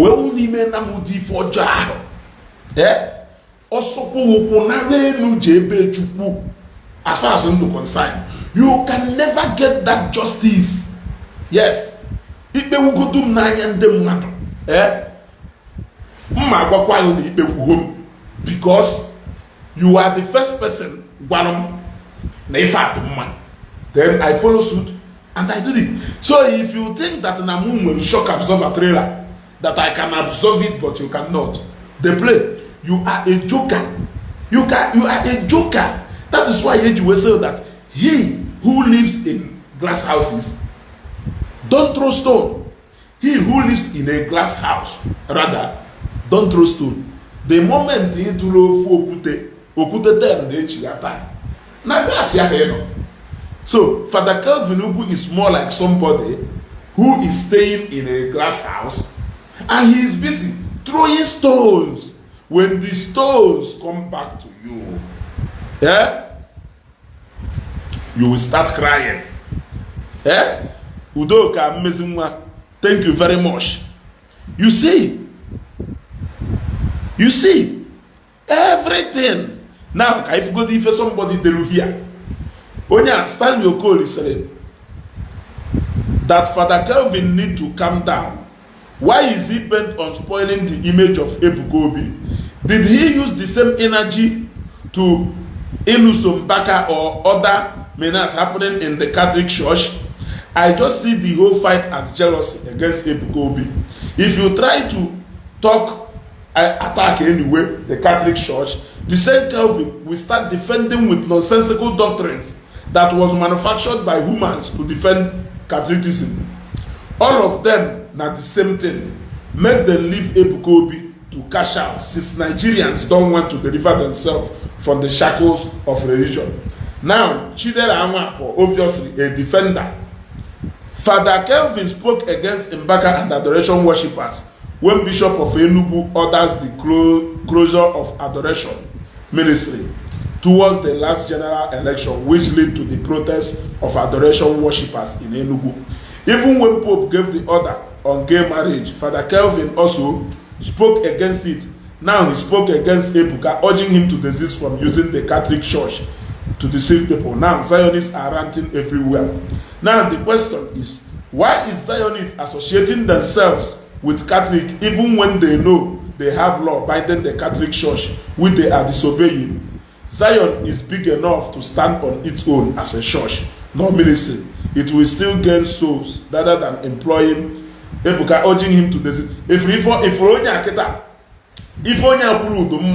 Now let me point something to him. When the bishop ordered the closure of adoration ground Enugu, there's Catholics who are coming to who are adorers there. They called Bishop Onaga, if I'm not mistaken, all manner of names. They demonstrated with the placards.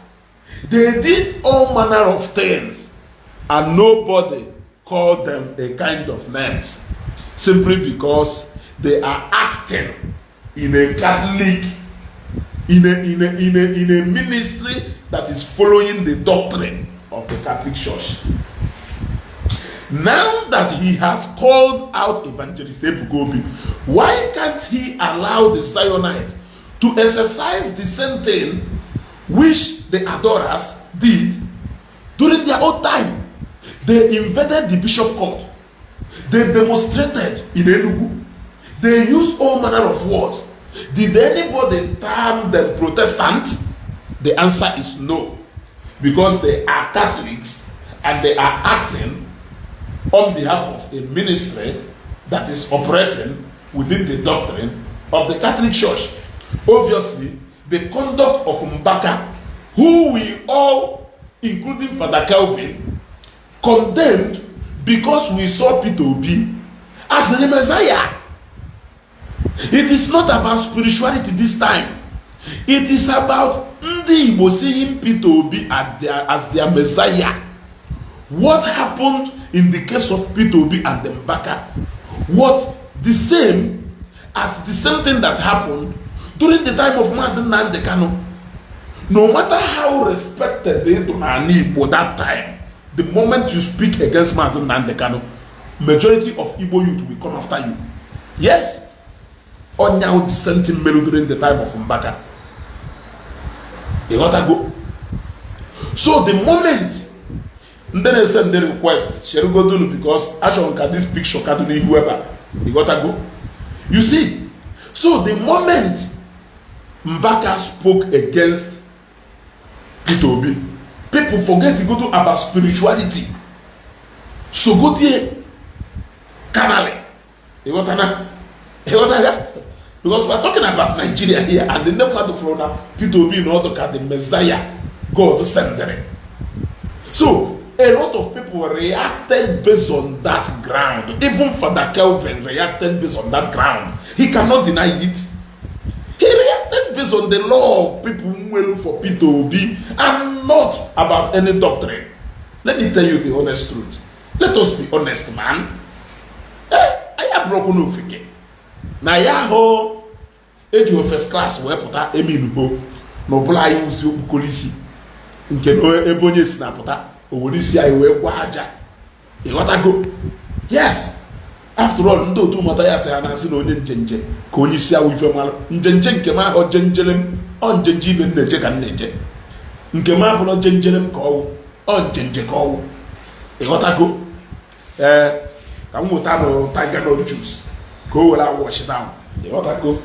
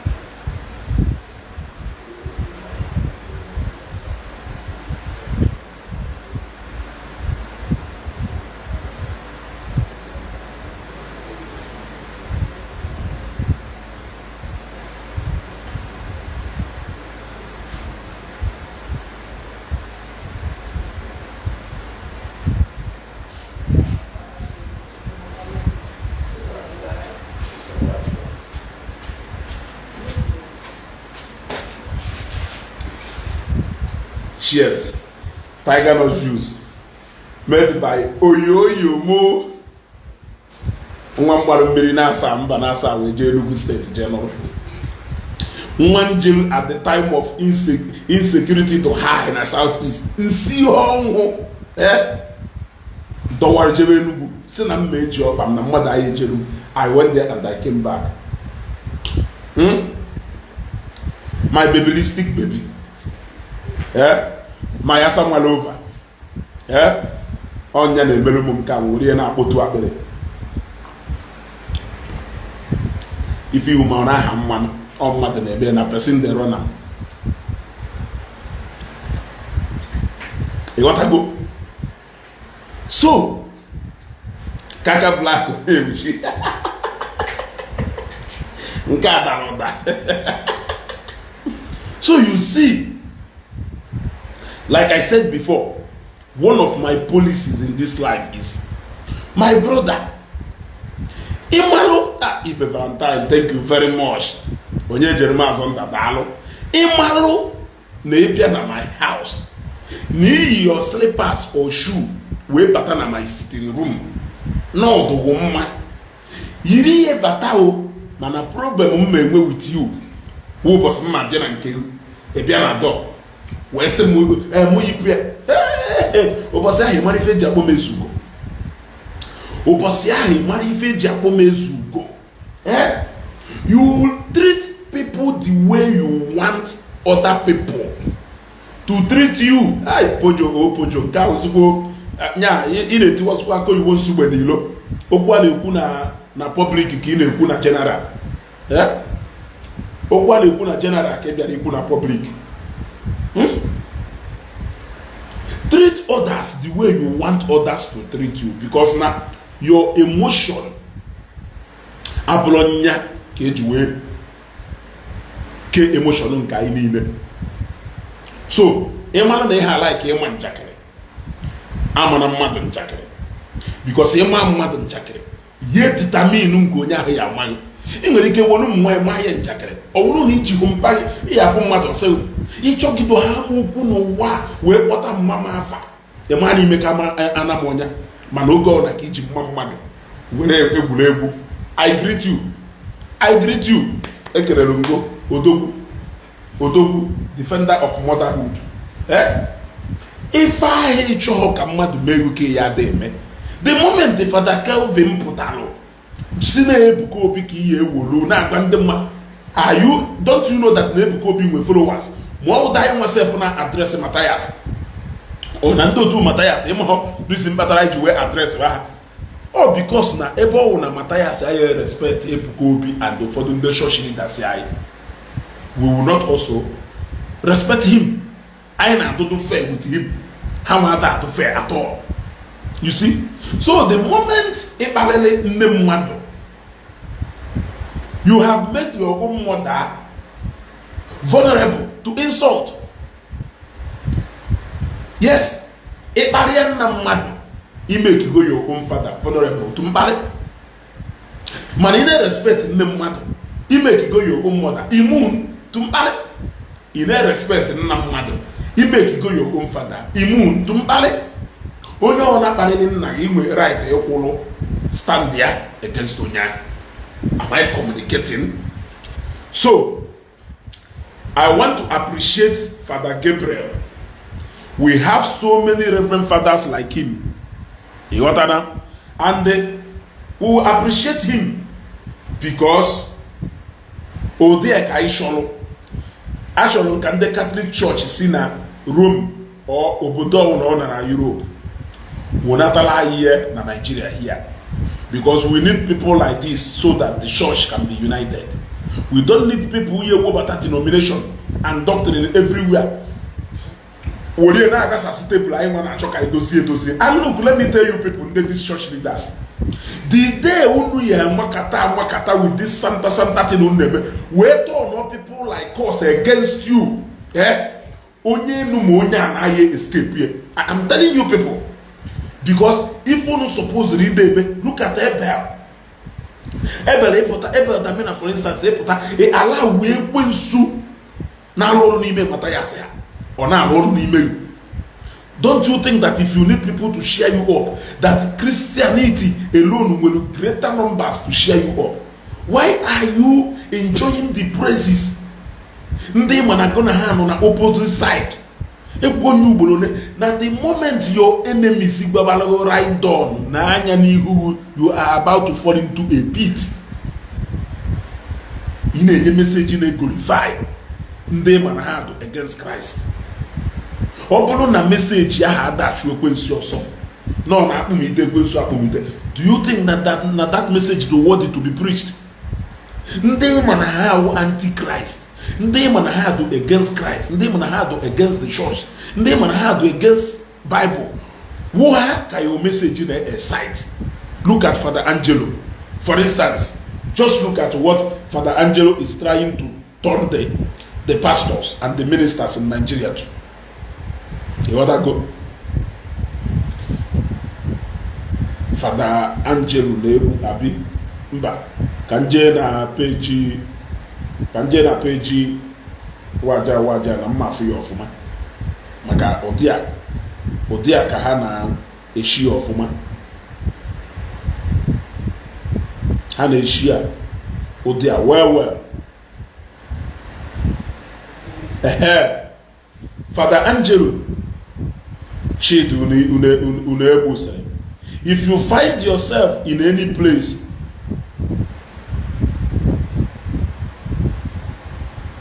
okay, Hanka.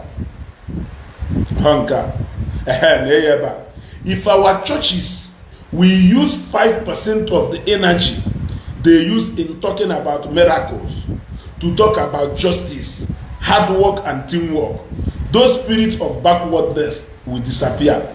Father Angelo Shidu Niwe. So the churches now is not about preaching what is in the Bible. The churches now should be turned to motivational stage. It should be turned to motivational houses. Abi, where you will teach people about justice, hard work, and teamwork. Yes. Bible explained everything about justice, both natural justice. Now, in terms of teamwork and hard work, this is the work of our spiritual fathers. To come, Father Unebu, Obodo you won, na Pasienisi. This Reverend Father, he is beginning to Father Efuleba, ya maki good to get marriage. TNT, Korean and or condemn where your man on eye service called them. Father Allah wona lumeye ka free life. Ndosha nebi possess ya. Everything about him now, he thinks that everything now is physical and carnal. Yes. So, a miracle in the Bible. He believed on Jesus Christ. He happened even go. dedicate your body to, not capable of performing miracle. Why are you a priest? Even me, no one. Even me, no one. They enjoy carnally the things of this world. Believe that God can do miracle. Now you dedicate your whole life to that service. He's telling me that God is dedicating that your life to, and everything about your life, everything about your carnal life too, are not capable of doing anything. You need to go and take your life back. It's not worth giving. Yes, it is not worth giving.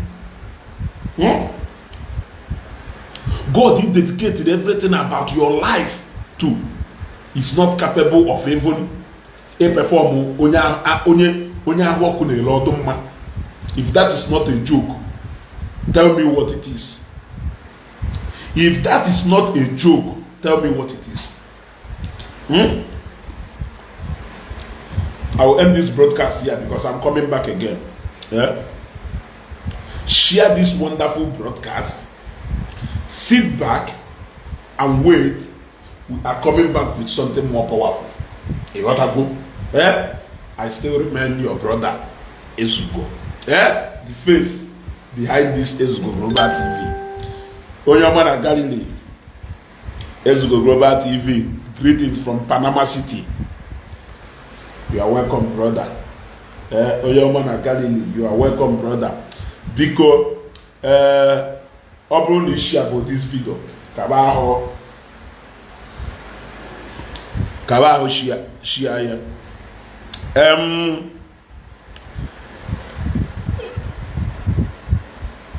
Yeah, Pojo, Dalo.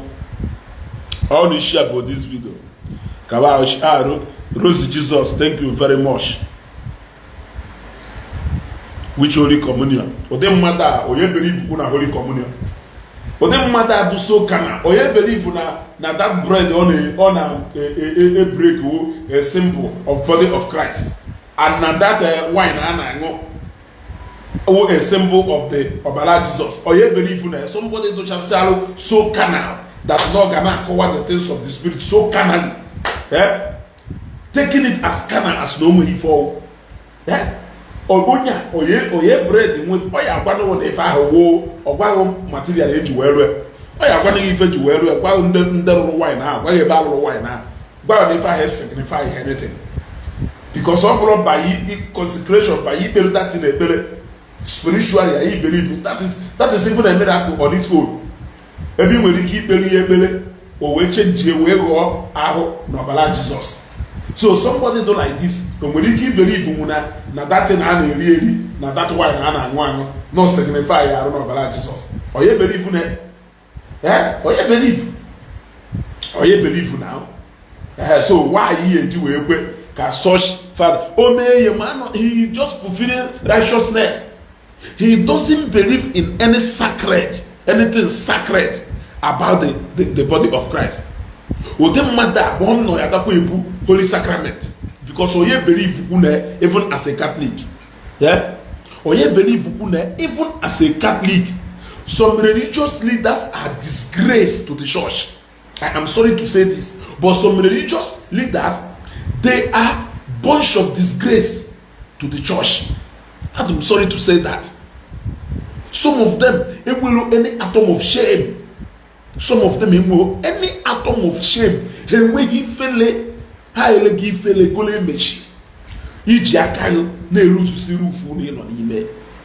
a businessman. I have what I am doing. You are a minister of God. Dedicated your life to the service of God, who is so powerful the way. Why can't you allow us to give that respect? Okay, a barrier for the Angelo Kita. The mother be saying, Reverend Father. Is he my father? Is he my father? The first miracle is me calling him father when he's not my father. The first imbalance is me calling a father a father. Why you a father? Why you as a father? I'm my classmate, my junior. Go to my wife, I will coach cook. Oh, ko school ko. Ando my junior ko mgbe no na school. Atọkwuru nya atọ. But for you, ana me respect here as an Anglican priest. Yes, ana me respect here as an Anglican priest. I can even call him daddy. Because I believe God no one is spiritual father to me. Because now Okago manifest the things of the spirit. And I believe that the spiritual control the physical. So, can even major respect if I do everything has become carnal. According to carnal life, I suppose you may respect it. Onyen kama. I suppose okay, can have people onyen kama na age to significant, but onye Toreye, I suppose they that boy father. Because how they explain is everything going on. Kana. You have to do hard work. There's nothing Bible can. There's nothing God can do for you. You have to do this one. Is according to the ndocha or the normal. No one told him to put up or onya father sibulana. Why would they read or the normal? I think God not the normal because not they go to respect God the normal. So, if you want us to explain everything that surrounds this spirituality, I will tell you that even as a minister of God, even as the pastor, even as a priest, I'm going to go that respect the people who need from spirituality, and that is why mother only to 40 years here, do 4 years to 25 years, because now a pastor or a minister of God, or not about that, you have a problem with that. If you will with that by this one, Bidopo no kuziwela practicality of life, devoid for spirituality. When we start practicing it, ono ya boso. You gotta go. You gotta go. Very soon. Ono ya boso. Ngo bolo ekene. Or very soon you will be tired like J-Pack. Or Gadron jobless ka J-Pack. Yes. Adron jobless ka J-Pack. Unfortunately, Adron jobless ka J-Pack, and you people can easily manipulate jobless people. Like J-Pack. They don't have anything they are doing. My friend, I have something I do for a living. I earn my living from that.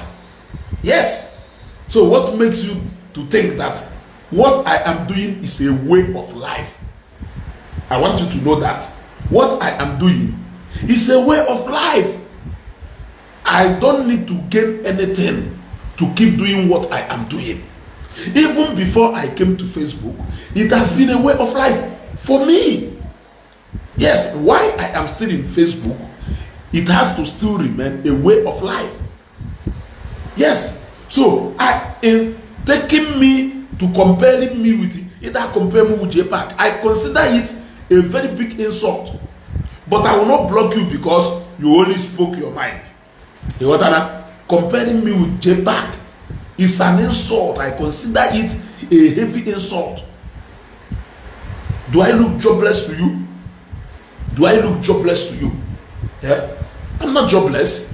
You know what? I'm not jobless. So I will end this broadcast here. Come when we get Shigata for the second version of Monday Hammer. Yeah? Let me enjoy my tiger nut juice in peace. Yeah? Dalon.